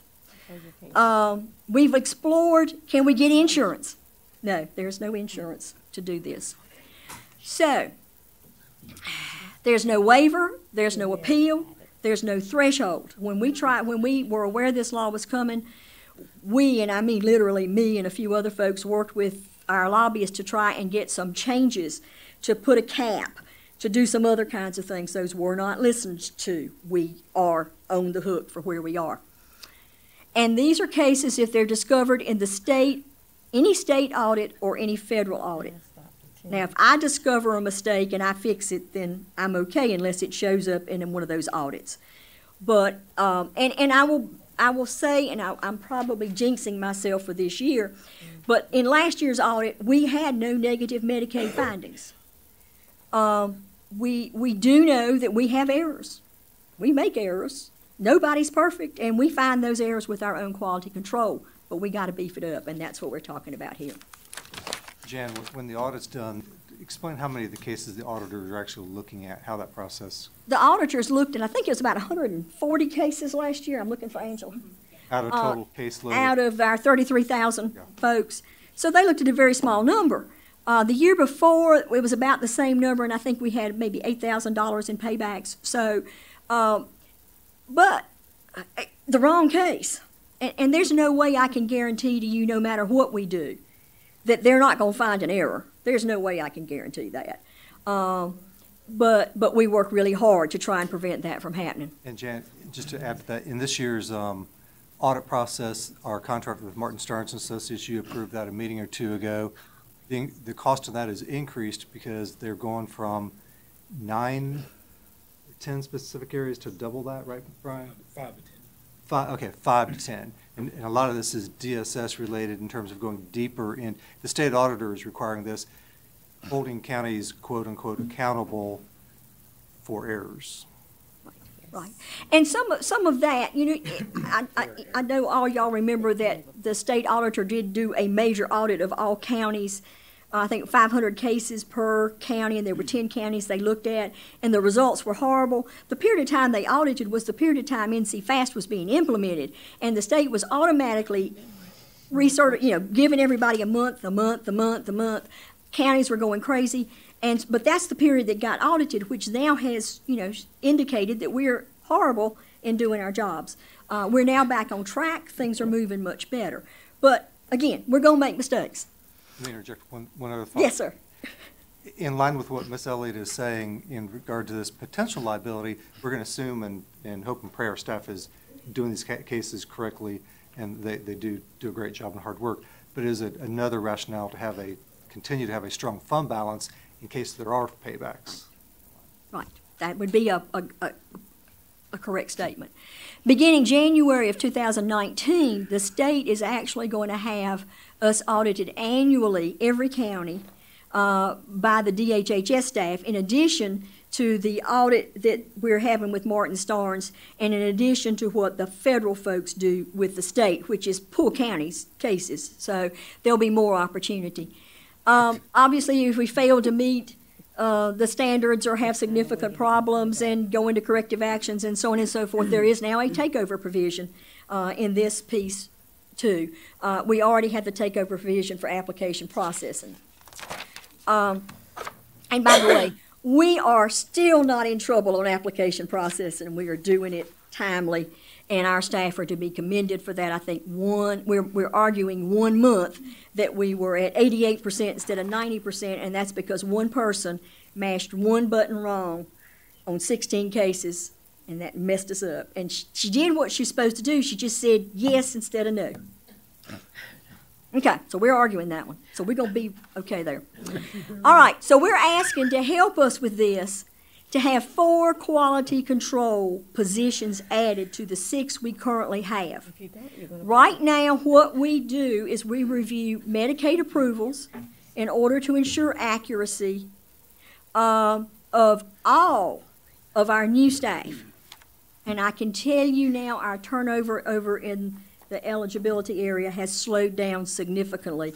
We used to be kind of where we are in child welfare. We're now down to maybe a couple of positions a month being vacant, so that's improved greatly. We only are able, after doing all the new positions and 100%, and we do that for 6 months for all new folks. We also do a small pool for all of our current staff, so maybe 3 cases a month we look at for all the current staff. That's not a whole lot. So we could double what we're doing if we could add these additional 4 positions. It would allow us also to continue focusing our new hires, but it allow us to get some of our high dollar cases paid more attention to. Right now we try to touch everybody a little bit, but we really need to be zeroing in on our disabled, age to the Medicaid for the disabled, and our long-term care folks, because it's a very complex cases, very easy to make mistakes, and they're very high dollar cases. The cost, right now, so let me say, supervisors do some checking, but they have 16 to 18 people to supervise, and they do multiple programs. So that's a lot. They will do a little, but we need this targeted activity. The total cost for these 4 positions is $57,390. We are also asking for 2 IMC2s. Whoops. Okay, thank you. You went too fast on me, messed me up. We're also asking for 2 IMC2 positions to deal with all those match reports, to deal with that 5-day turnaround on NC tracks. And right now we don't have a volume on what that's going to be because that just cranked up this month. And to provide, they can provide occasional backup for other staff if they don't have anything to do, but I got a feeling they're going to have right much to do. The total cost for these 2 positions would be $26,845. And between those 2, hopefully we would catch, because we miss when we do. I mean, we had a case. Our first food stamp error this year was missed because, from the federal and state perspective, was caused because somebody missed some income on a report, and it was a $36 error. So this would give somebody who doesn't have 1,000 cases the opportunity to pay a little more close attention. We're asking for a program integrity supervisor. They're getting ready to come up in NC Fast come this fall. They're already working on getting that designed and et cetera. We have 3 program integrity staff plus a clerk who helps. We do get revenue from this. When we find a claim, we do get 20 to 35% of the collected funds. This area is going to be scrutinized in these contracts or agreements that are going to be in there, because one of the things we're held accountable for is from the date an error is found that appears to be potentially fraud or client error. We have 180 days from the date that's found to have that case processed, reviewed, determination, contact the people, start the payback process. And we have been at that point maybe for the last 6 months. Prior to that, we had a backlog. So in Medicaid, we also can pursue claims due to client error, which would reduce our liability, because clients sometimes don't always tell us stuff, and so we don't know where to go look. Now, we would still be held accountable from the county perspective of that being an error and have to pay back, but we could go get the money back from the client in that kind of situation. The cost here is $18,587, and that does not speak at all to any of the collections that we might have. We're asking for another intake worker just due to the volume. We process over 1,000 cases a month in intake, and when you combine all the programs together, we're doing a good job. We're doing a great job. Again, we're ramping up what's going to be expected from an auditing standpoint, and this is, if you can catch it in intake, you might can keep it from becoming an error later on. So just having more scrutiny. That position would cost us $17,700.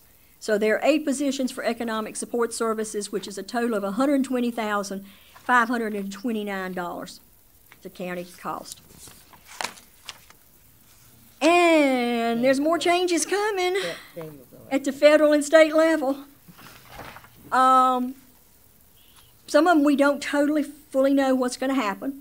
Families First is going to change our child welfare and our program and our funding streams. The plus to that is it's going to allow us to work more with families at the front end and get some funding for doing that, as opposed to having to wait till there actually is, a severe situation. Food Stamps is proposing to change their work requirements, and we're already ahead on that, but they're going to put more folks under work requirements. And they're also talking about not allowing categorical eligibility in the farm bill that's right now before Congress. And if they do the categorical eligibility change, that will be more work for our staff, because we can't just accept what that other program did. We'll have to do all the same research again. And secondly, it may also reduce assistance to some families that are currently receiving food stamps. And there are pros and cons, but let me say that right now in Pitt County, even with food stamps, it's felt that 1 in 6 children are currently food insecure because they don't have enough every day to eat. You've got seniors who are similarly situated, and some of those folks might lose their eligibility because of this. We've got social determinants of health being the new buzzword with the Medicaid transformation and at the federal level and everywhere. We are, in fact, one of those places that those social determinants are going to be carried out, because food and housing and all those kinds of funding streams are going to be things that we're going to need to be involved with. Medicaid transformation is coming, and certainly that's going to have an impact, probably not as much on us as it may other folks in the community. There's a lot of jockeying going on. I'll come back one day and talk a lot about Medicaid transformation. It is going to probably have some impact on the county transportation system, because we will no longer be making the decision about who does the transportation. That will be done by the doctors and the providers. They will have staff who will arrange transportation for those folks. So they will be working to make those contracts happen. We'll still have to do all the eligibility piece of it, but somebody else, the providers, will be making those decisions. Based on what we're seeing right now, and it's still up in the air. We don't know what's going to happen in the short session. Hopefully not much, because they're going to get in and get out of town fast, we hope. But there's just a lot going on. I'm not going to worry about a lot of it until it actually gets a lot closer to me, because I got enough to worry about right here, right now. So, again, the manager took $592,576 out of our budget compared to our last year's budget from a county standpoint. We are asking for $127,000 more than last year's budget, which is a 1% increase. When we did talk with the manager, we did some discussion about most critical positions. And, you know, if I have to, and I know I might have to, we can get it to where there could still be a 3% reduction in the current 3% reduction from last year's budget in the county. So, and I hesitate to say that because, you know, but I do need to be honest about it. So anyway, questions, concerns? I didn't even go to the psychological testing, the foster care, and the guardianship contract. I'm so sorry. I think both the manager and us are all in agreement on these things remaining in. The court-ordered psychological testing, we are getting more and more requirements from the court to have families go through that process. That is not a cheap process. It's $3,000 to $5,000, I think, generally per testing. The unmet needs for foster care, we've talked about, the children's clothing, and the guardianship contract we've already talked about. They are asking for $275 a month per client, and that dollar amount would go down as the numbers of clients increase. But we didn't want to start with more than about 10 folks. And so if they're going to have to set up an office here, they've got to know what they're going to be getting, and we've got to see if this is going to work. So, questions? I've probably gone beyond my time. I believe Mary wants to lead off the dissertation. First of all, we've noticed, Jan, that our PowerPoint presentation is incomplete.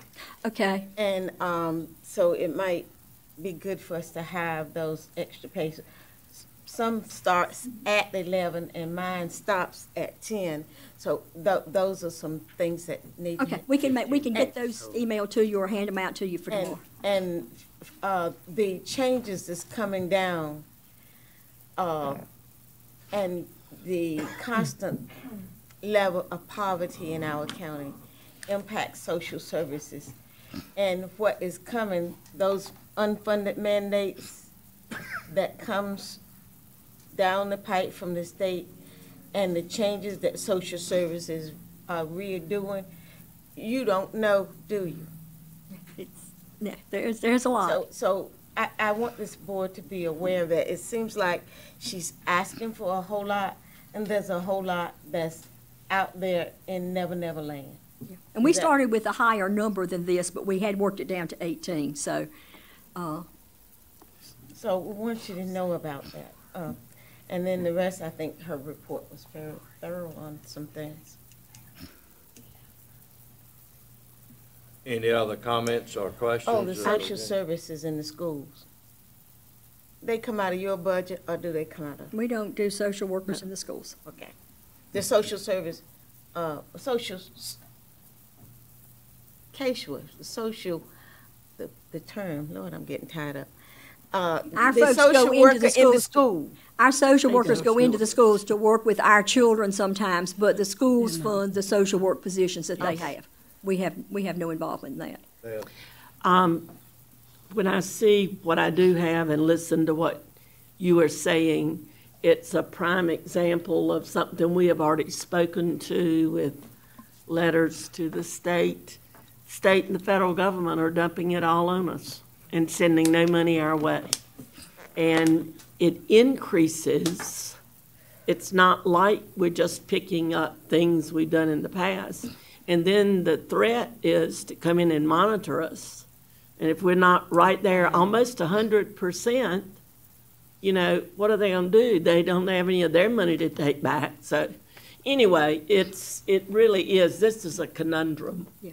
I don't know how to spell that word, but I think we all understand. Yeah, Thank you. and the state isn't a big funder of our services. The federal government I know does it's a mostly pretty good federal, job. I understand Yeah, that, the state but doesn't do much. we got a lot from, we do not get a lot in the past from the state, so, thank you. Diane? Thank you for your presentation. I do want to say that the foster children program has always been one of my projects that I like to take into the community, because I realize that those children don't get some of the funding from that, you know. So I'm always asking organizations to help with that, especially Christmas time. Right. You know, because they don't get that extra money for toys and all. So I'm always asking for that. I want you maybe to say something else about that farm bill. When I talk in the community, I try to say to the citizens that when you hear the farm bill, don't think that it's about tobacco, peanuts, and cotton. So say a little bit more, or just spell it out a little bit more about that farm bill. Right, and I really haven't read the bill yet. What I'm reading is summaries of the bill. Yeah. But it's in the House, I believe, right now. It's been reported out of committee and is in the House. And what they're proposing right now, the mandated work requirements are from 18 to 49. They want to move it to 18 to 59. Again, Pitt County's already ahead of that because we are already offering employment services to those folks 18 to 49, and we are offering it voluntarily to anybody up through age 59 in the food stamp program if they want to do that. But so we're already a little ahead of that. It might increase the numbers that we see. But the other issue is childcare, because if we're not talking right now, the people who are mandated are folks who are able-bodied adults without dependents. This change would say anybody with a child 6 and up would have to be required to participate or could potentially lose their benefits if they are not working or in some type of a voluntary activity. Again, none of us would say that's a horribly bad thing. However, I have no child care money. I have 1,800 children waiting for child care right now. So unless I can get them something on first shift that they can get their kids to school and get home beforehand, well, they're going to have child care. And so they may lose their benefits because they don't have child care. I haven't gotten far enough in to see if there is a way around it, but that right now is the way I'm reading it. The other issue, and you are very right that the farm bill is a lot more, I think 450, and I don't talk in these numbers, maybe it's billion, but 2/3 or 3/4 of the farm bill, the money goes to food stamps. So it is a huge piece. The other piece that they're talking about, the categorical eligibility piece, right now, if you qualify for Medicaid and your income levels are at a certain point, then we're going to assume Medicaid did all the stuff, and we're going to use the Medicaid resource limits and so on and so on and so forth. So that means our people don't have to go back and do double work, in other words. Now we will use the food stamps rules, which are different, and we will have to verify everything in accordance with the food stamp rules as opposed to saying, okay, you already get this, so we're going to say you've already met the requirements.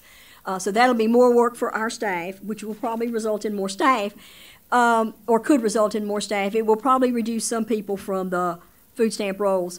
And again, food stamps is not a huge amount, and it's done it really helps a lot of folks transition out of poverty. That is one thing that we can give folks, and it's on a sliding deduction down as to how much we reduce you as your income goes up. So it helps you make that transition, as opposed to some of our other programs. You get a job, boy, you're off the next week. I mean, so this is a really good program from that standpoint, and it may have impact on both seniors and the children who really need the food. And so. Thank you.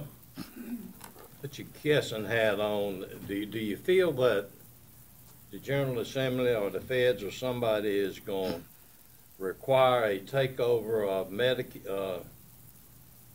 from the county, the DSS Medicare program? Okay, the DSS Medicaid program right now, one is there is some, they keep talking about block granting it at the federal government. With Medicaid transformation, which is what's going on at the state level, depending on how that gets approved by the feds, and I think the legislature's supposed to take up some modifications to it in this session of what our waiver is. There are some things that we may, 3 or 4 years down the road, may not be doing as much of. For example, right now we work with our clients by saying, here's a list of doctors. You have to choose a medical home. Right now there is an RFP out from the state to contract with somebody statewide to provide that service to those clients. So when the client gets approved, then now, or what they would have to do, as I understand it, they will get on the phone or do something with somebody to help them walk through to try and figure out, based on their medical needs, who's going to be the best provider of the 15 providers, 15 networks that are going to be out there statewide. And some will be statewide networks and some will be regional networks. So right now, our simple process of handing them a piece of paper is going to get much more complicated, but we won't be doing that with them. So from that standpoint, down the road, they are talking 3 to 4 years from now, if they can get their computer systems to be very good and very accurate. Their hope is that a lot of the determinations can be done online without an intervention from a social worker, if they can apply online and provide the information that's needed, or without a case manager. So there may be some changes down the road, but I don't see I'm not hearing anybody saying that they want to take over Medicaid and provide those eligibility determinations. Question was, and you've answered that, but one of your presentations was that if there were errors or omissions, that takeover. They would take over the program. Yeah, that takeover. But I think you've answered. Okay, yeah, they could potentially. Next question is, the DSS budget is about $100 million more than the total county budget. Of course, we know, and that's coming from the feds and everywhere. But Really? Can you approximate what percentage of the population of the county is serviced or touched by your DSS department? Well, we know for a fact that we have between 16,000 and 17,000 food stamp cases that have one or more people in them. We know for a fact we have over 33,000 Medicaid recipients in Pitt County. Some of those are duplicated with the food stamp population. We know that in our crisis programs, we see people who don't get either of those things. So, my guess, and I have never, because you can't figure out the duplication, but between all the child welfare stuff, the adult services stuff, the long-term, all that, we're probably touching 40 to 50% of the people at some point in their lifetime. Thank you, ma'am. Because, we pay for 51% of the births. Scott, did you need to say something to Jane? Yes, unless there's other comments from the board members. Well, I think everybody's spoken that wanted that. Just wanted to say that we did add some additional monies in the temporary and part-time line item, just in case positions were not funded. It's not substantial. If you look at between all the positions she's asking for, technically the county cost would be $481,000 to add all the positions. When you net out the 2 positions she talked about, maintenance of effort, we're going to have to spend the money anyway. Be a net of about $341,000 in additional county money. Just to put that in perspective. Yeah, which is still less than what we had budgeted last year. And how many of those are in your proposed budget? None. Any of them? None. None, okay. Thank you. And we're using temps now with all the turnover. And I think you could go ahead include the two that are going to be done by maintenance of effort because we have to spend that money anyway. So two of them, and those two were the two social worker 3 positions. The maintenance of effort or county dollars that are in the budget that have to be spent towards certain purposes. Thank you, ma'am. All right, next, Scott, who you got? Yes, we, next you have the commission Can we visitors. take We need a just a break. 3-minute We break? need about a 45-minute break. Whether we get it or not, I gotta go. School system is here as well. Thank you. We'll be at each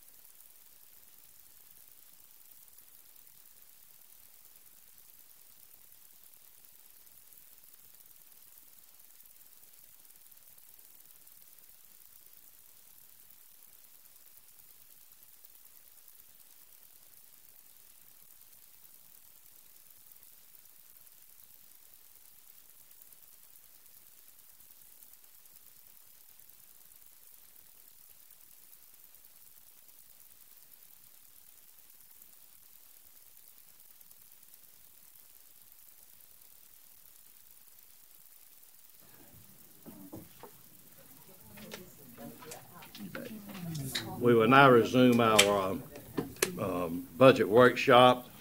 Mr. Manager, I know we have our school board representation that wanted to come back and speak. If the board wants to overrule what I'm saying, but I'm a stickler to agenda. Amen. We've had the last man here that's going to speak now, and that'll be brief, and then we'll get to y'all with that request, unless the full board wants to change that We agree, concept. Mr. Chairman. All right, present it, sir. Okay, I'll only be 2 hours, so it'll be fine. We expect you to be 5 minutes short. You want to kick me out after 5 minutes, it's fine too. Well, Thank thank you you very much. I'm Andrew Schmidt. I'm the Executive Director of the Greenville-Pitt County Convention and Visitors Bureau, and thank you for the opportunity to come before you today. As you know, the Convention and Visitors Bureau, what we want to do is bring people to Greenville and Pitt County, have them spend money, and give them a good experience. So they'll share that experience on social media and other platforms and bring more and more people here to visit with us and spend money in our communities. Our budget that we're presenting today will support the following strategic goals. As always, and this won't change every year, we want to increase the number of conventions and citywide meetings that we bring to Greenville and Pitt County. And that will achieve our micro goal, which is economic impact, having people spend money in our community, but also the macro goal of exposure. Every time we bring new people into our community, they are very, very impressed about what's going on in Pitt County. And that's a thing that helps us change perception, because there's a perception the further west you go in our state that maybe Greenville and Pitt County is not everything that we actually are. So that's important for us too. We always want to grow the number of sporting tournaments in Greenville and Pitt County. We're still turning more tournaments away than we are booking because of lack of facilities. So that's a goal of ours. We want to promote Greenville and Pitt County as an arts and entertainment destination. The first question a meeting planner or a tournament planner or a family reunion planner is going to ask is, do you have the right facilities for us to meet in or have our tournament in? The second question they're going to ask is, what can my folks do while they're here? So arts and entertainment are huge, and we're very excited about some of the things going on in Farmville with the glass station and some of the projects that they have, because that's going to be a tourist attraction. Aiden with the furniture school, that's actually bringing people in. I know there's a quilting school that's going to be opening up as well in Aiden. So we're looking at some of those things to help, round out our community and have both things for people that are coming in for meetings, conventions, and then things for them to do after. We want to assist in the activation of the Tar River. It's an incredible resource. We need to utilize it more. And then one of our goals is to launch an African American cultural trail for our community. And we want to make our community diverse and well-rounded. And so that's something that we're going to try to start in July, is start meeting on that. With the new Sycamore Hill memorial going up, that gateway is going to be a perfect launching point for a trail. So we're excited about that as well. Expenditures continue to climb in Greenville and Pitt County. There's just a nice chart for you showing that just 5 years ago we were under $200 million in total expenditures for tourism. Now we're up to 231.5. So we're seeing a nice steady increase in the amount of money that's spent by travel and tourism and by tourists in Greenville and Pitt County. We are governed by a board, 4 hotel owner-operators. 2 of those need to be hospitality-related positions, 4 citizens in the hospitality industry. It's split from city and county, so we have both city and county representation. The chamber has the opportunity to appoint someone, and then we have a city and county liaison, and of course Mr. Farley is our liaison in our board, and we appreciate what he does for us. And then we are governed by the city finance officer, who is Byron Hayes over at the city. Approval process is stringent for us. Executive committee first looks at our budget, then the full board approves our budget from our CVA, and then, of course, we present to the city and we present to the county commissioners as well. Has the city approved it yet? We have not been to the city yet. City's May 7th, so we're here first, which is usually backwards. We usually do the city first. We also, just as a reminder, don't receive any revenues from the county. If you want to write us a check, we'd be happy to accept it. But currently, we don't receive any funds from Pitt County or the city of Greenville. We're not a membership organization like the chamber, so we don't get membership revenue. We are funded solely on the hotel motel tax, the occupancy tax, which is 6%. We are also funded by Airbnbs now, so the Airbnbs do pay into the occupancy tax system as well. Our tax revenues are expanding the sources. We have 1 new hotel that's just opening up this week. That's the Fairfield over on Moy Boulevard.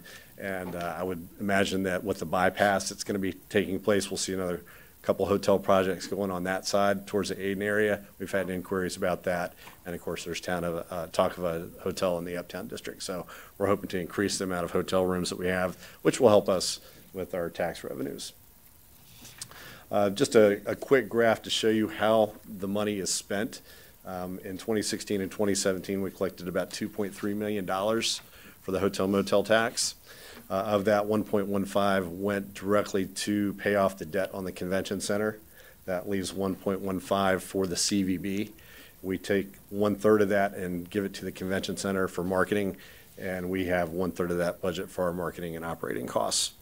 So our funding structure is a bit challenging, just to be honest. We are going to be looking for other revenue sources as well to help the CVB supplement for what we need to do. Current revenues. Let's talk about current revenues right now. Currently, the tax revenues are up about 2.0% over last year's. We are calculating in our budget with a 4.0% increase in occupancy taxes overall. And the reason I feel comfortable with that is because Hurricane Matthew really skewed our year-to-year comparisons. If you look at October, November, December, and January of 2016, we were in 20% increases because of the fact that people needed housing when they were displaced from their homes, insurance adjusters, and so forth. So we had a huge, huge increase in 2016. We survived that, and now we're kind of back on a level playing field. And so with a 2% increase after a 20% increase, we feel really good about that. And we know that through our forecasting that the months of April, May, and June are going to be very strong for us. We feel comfortable with a 4% increase with our overall budget for the tax revenues.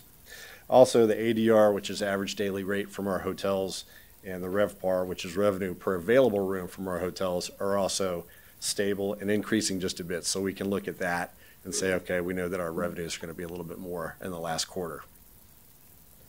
So our budget, 2018-2019, is 1.396. 1.196 of that from our occupancy tax collections at a 4% increase. We have a CD, which produces an incredible return of $60.64. And then our fund balance that we're using for the next fiscal year is $200,000. 2019-20, because we are required to do two-year budgets, two-year budget cycle, we again used a 4% increase average, so we're up to 1.44. Occupancy tax collections would be 1.244. The miscellaneous revenue again from the CD, and again fund balance of $200,000. I want to quickly address fund balance really quickly. We have a $1.2 million fund balance right now at the CVA. We've been using fund balance to supplement our budget because we are paying so much of our budget to the debt on the convention center and also to marketing the convention center, which we don't do. An independent organization does that. Our board has set a limit of about $775,000 of where we can't touch fund balance. So we have $775 fund balance that is restricted. We feel very comfortable with using $200,000 each year, which will put us close to that $775.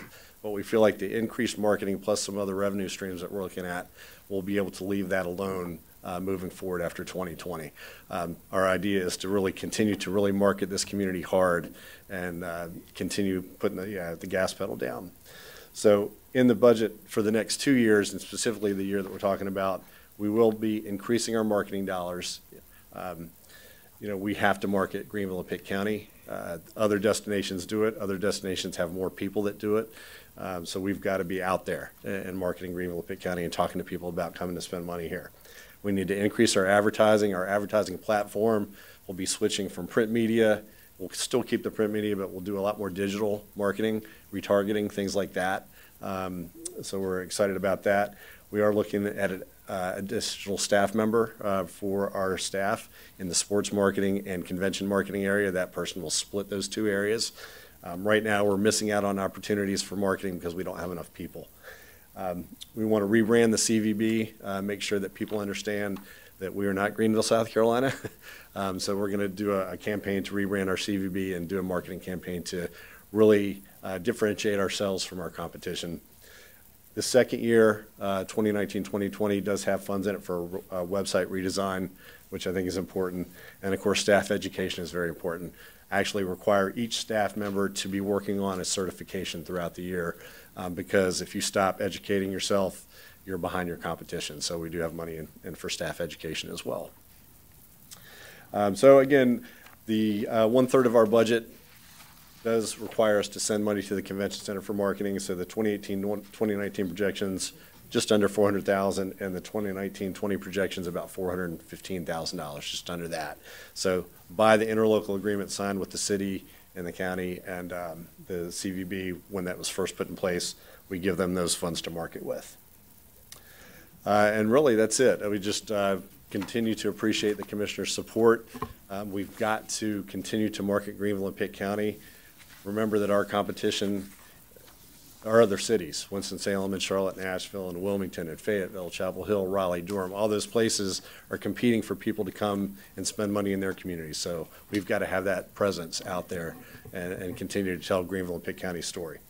So I'll be happy to take questions. Thank you for your presentation. It's always good to have someone talk to us to do not require money from the general fund. But be that as it is, Charles, I believe you were first, and then Jim, and then Ann. Yes, I just wanted to comment that I've been the liaison to this board for quite a while, and I've observed it's very well managed and very well run. Jimmy? Thank you. I assume that your debt service, the $1.1 million, that is debt from the original construction. I know we've added some since then. So when will that debt payment drop off? So there's two pots of debt, and the first one that you're talking about will be fulfilled in 2026. 2026. 2026, okay. And then we'll have that expansion, which would be 2031. That would Okay. be Thank fulfilled. you. So it's not forever. I probably won't be here, but Yeah. someone's going to get all that money back. I was hoping that original debt would be paid off earlier than 2026. You and I are in the same corner on that. Yes, sir. Yeah, thank you.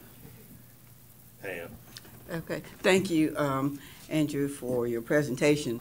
And looking at your strategic goals, I'm certainly glad and thankful for especially the fourth and the fifth goal, and that the activation of the town common and the Tar River, that effort, and number 5, the African American Culture Trail, and using the Sycamore Hill Gateway as a launching of that. So I'm a member, an officer at Sycamore Hill. So yes, I'm really happy about that. But also, I'm glad that you are involving this or really speaking to it, because I think some citizens think that it is a church project, and that the city is giving money to a church project. But in this, you're showing that it is a city effort, and this is part of the branding of the city. So it will be an activity for all citizens, not just the Sycamore Hill Baptist Church. That's exactly right. And from my perspective, I see it as a tourism project. Yes. Because here's some facts. I mean, the African American travel industry is one of the fastest growing markets in the United States today. The National Coalition of Black Meeting Planners is an organization that we just joined. That is one of the fastest group of meeting planners today. And just like I said before, the first question is, do you have the facilities for us to meet in? The second is, what can we do? Family reunions would also fall into that category, where we compete against other cities to host family reunions. So you've got to have that opportunity for all people to be able to engage in whatever they want to engage in during their off time. But I guarantee you that if we get a trail started, you will see tour buses come here, and it's going to take a couple years. It's not going to be something that's overnight. But if you put a good trail together that has historical value for people to learn, then they will come and they will take that tour. They'll stay in the hotels, they'll eat in the restaurants, they'll shop in the stores. So it's an effort to diversify our community, but it's also an effort to take advantage of a growing market. So look at it that way. Thank you. Thank you, sir. Continue the good work. Thank Scott, you. do you have any questions on this? No, sir. All right, now we get back to Mr. Elliott. You said this morning at the beginning of the meeting that Dr. Lincoln and his school board wanted to come back and revisit our visit the other day. Yes, I'd mentioned So it's that. in your hands, and we're subject to listen at this time. Again, to recap from what I said this morning, that Dr. Linker and his staff and I and the county staff had met, I think, on Tuesday and Wednesday to try to get our hands around some format to look at the prioritizing the school security needs. And we came up with a table that I think the school system has since then maybe tweaked a little bit, but we'll pass copies out, and then if I guess it'd be appropriate, ask Dr. Linker. Dr. Lincoln, you like to come up, please, sir? Are you board chairman, or both of you, or all of you? I think Benji wants to talk anyway. I'll introduce all of them. Now the pressure's really getting bad, okay? I promise you. Thank you. That was just for everyone to stand, Dr. Lincoln, not to talk. We support our superintendent. So he believes. I gave you all my copies. I borrow one back. Thank you. Togetherness, huh? Together. Hey, Mr. Chairman, you're not gonna let all of them talk.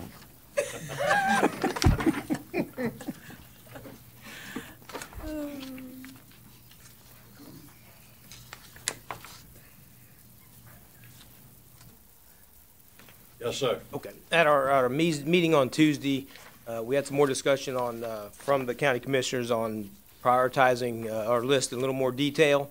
Thank So you. with the help of Mr. Elliott, Mr. Barnett, and Mr. Taylor, and even Ms. Gallagher, we met several times in the last 2 days. Mr. Elliott's mentioned that. We then were able to get our chair to call an emergency board meeting this morning.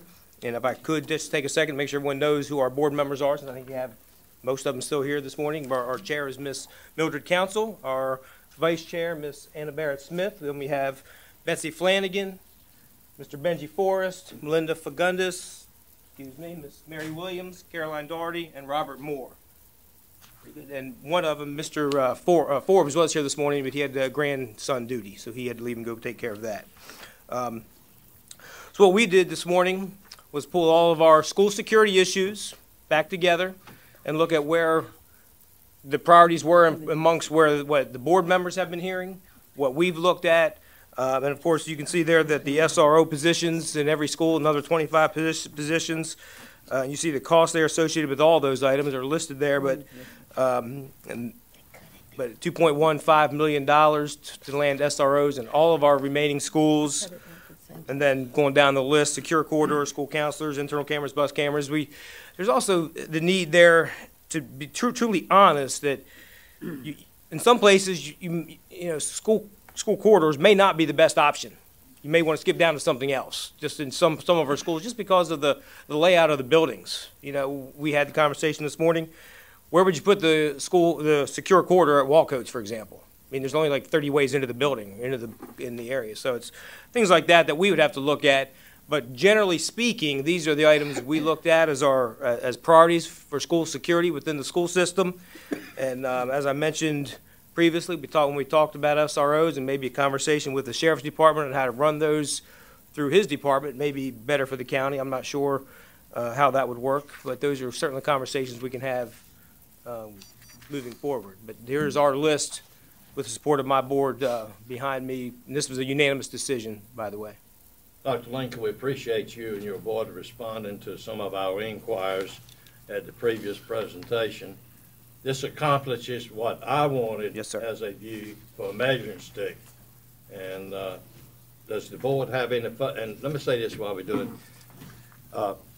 The board is going to meet back on May the 7th to give directions to the manager as to what budget we will proceed on.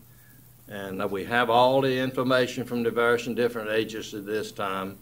But on May the 7th at our regular meeting, Mr. Manager, is that in accordance with your desires? Unless the board desires come back tomorrow. You can either one. Well, I think it's May the 7th, but we see what the board Unanimous but consent. now, is there any further comment to Dr. Lincoln, his staff? I have. Tom. Tomorrow morning, I understand we're having a legislative breakfast. I was not going to make it, but I'm going to make it now. Thank you, Tom. Behind the wall here is this morning, a couple of us were talking about the SROs and how to get them funded.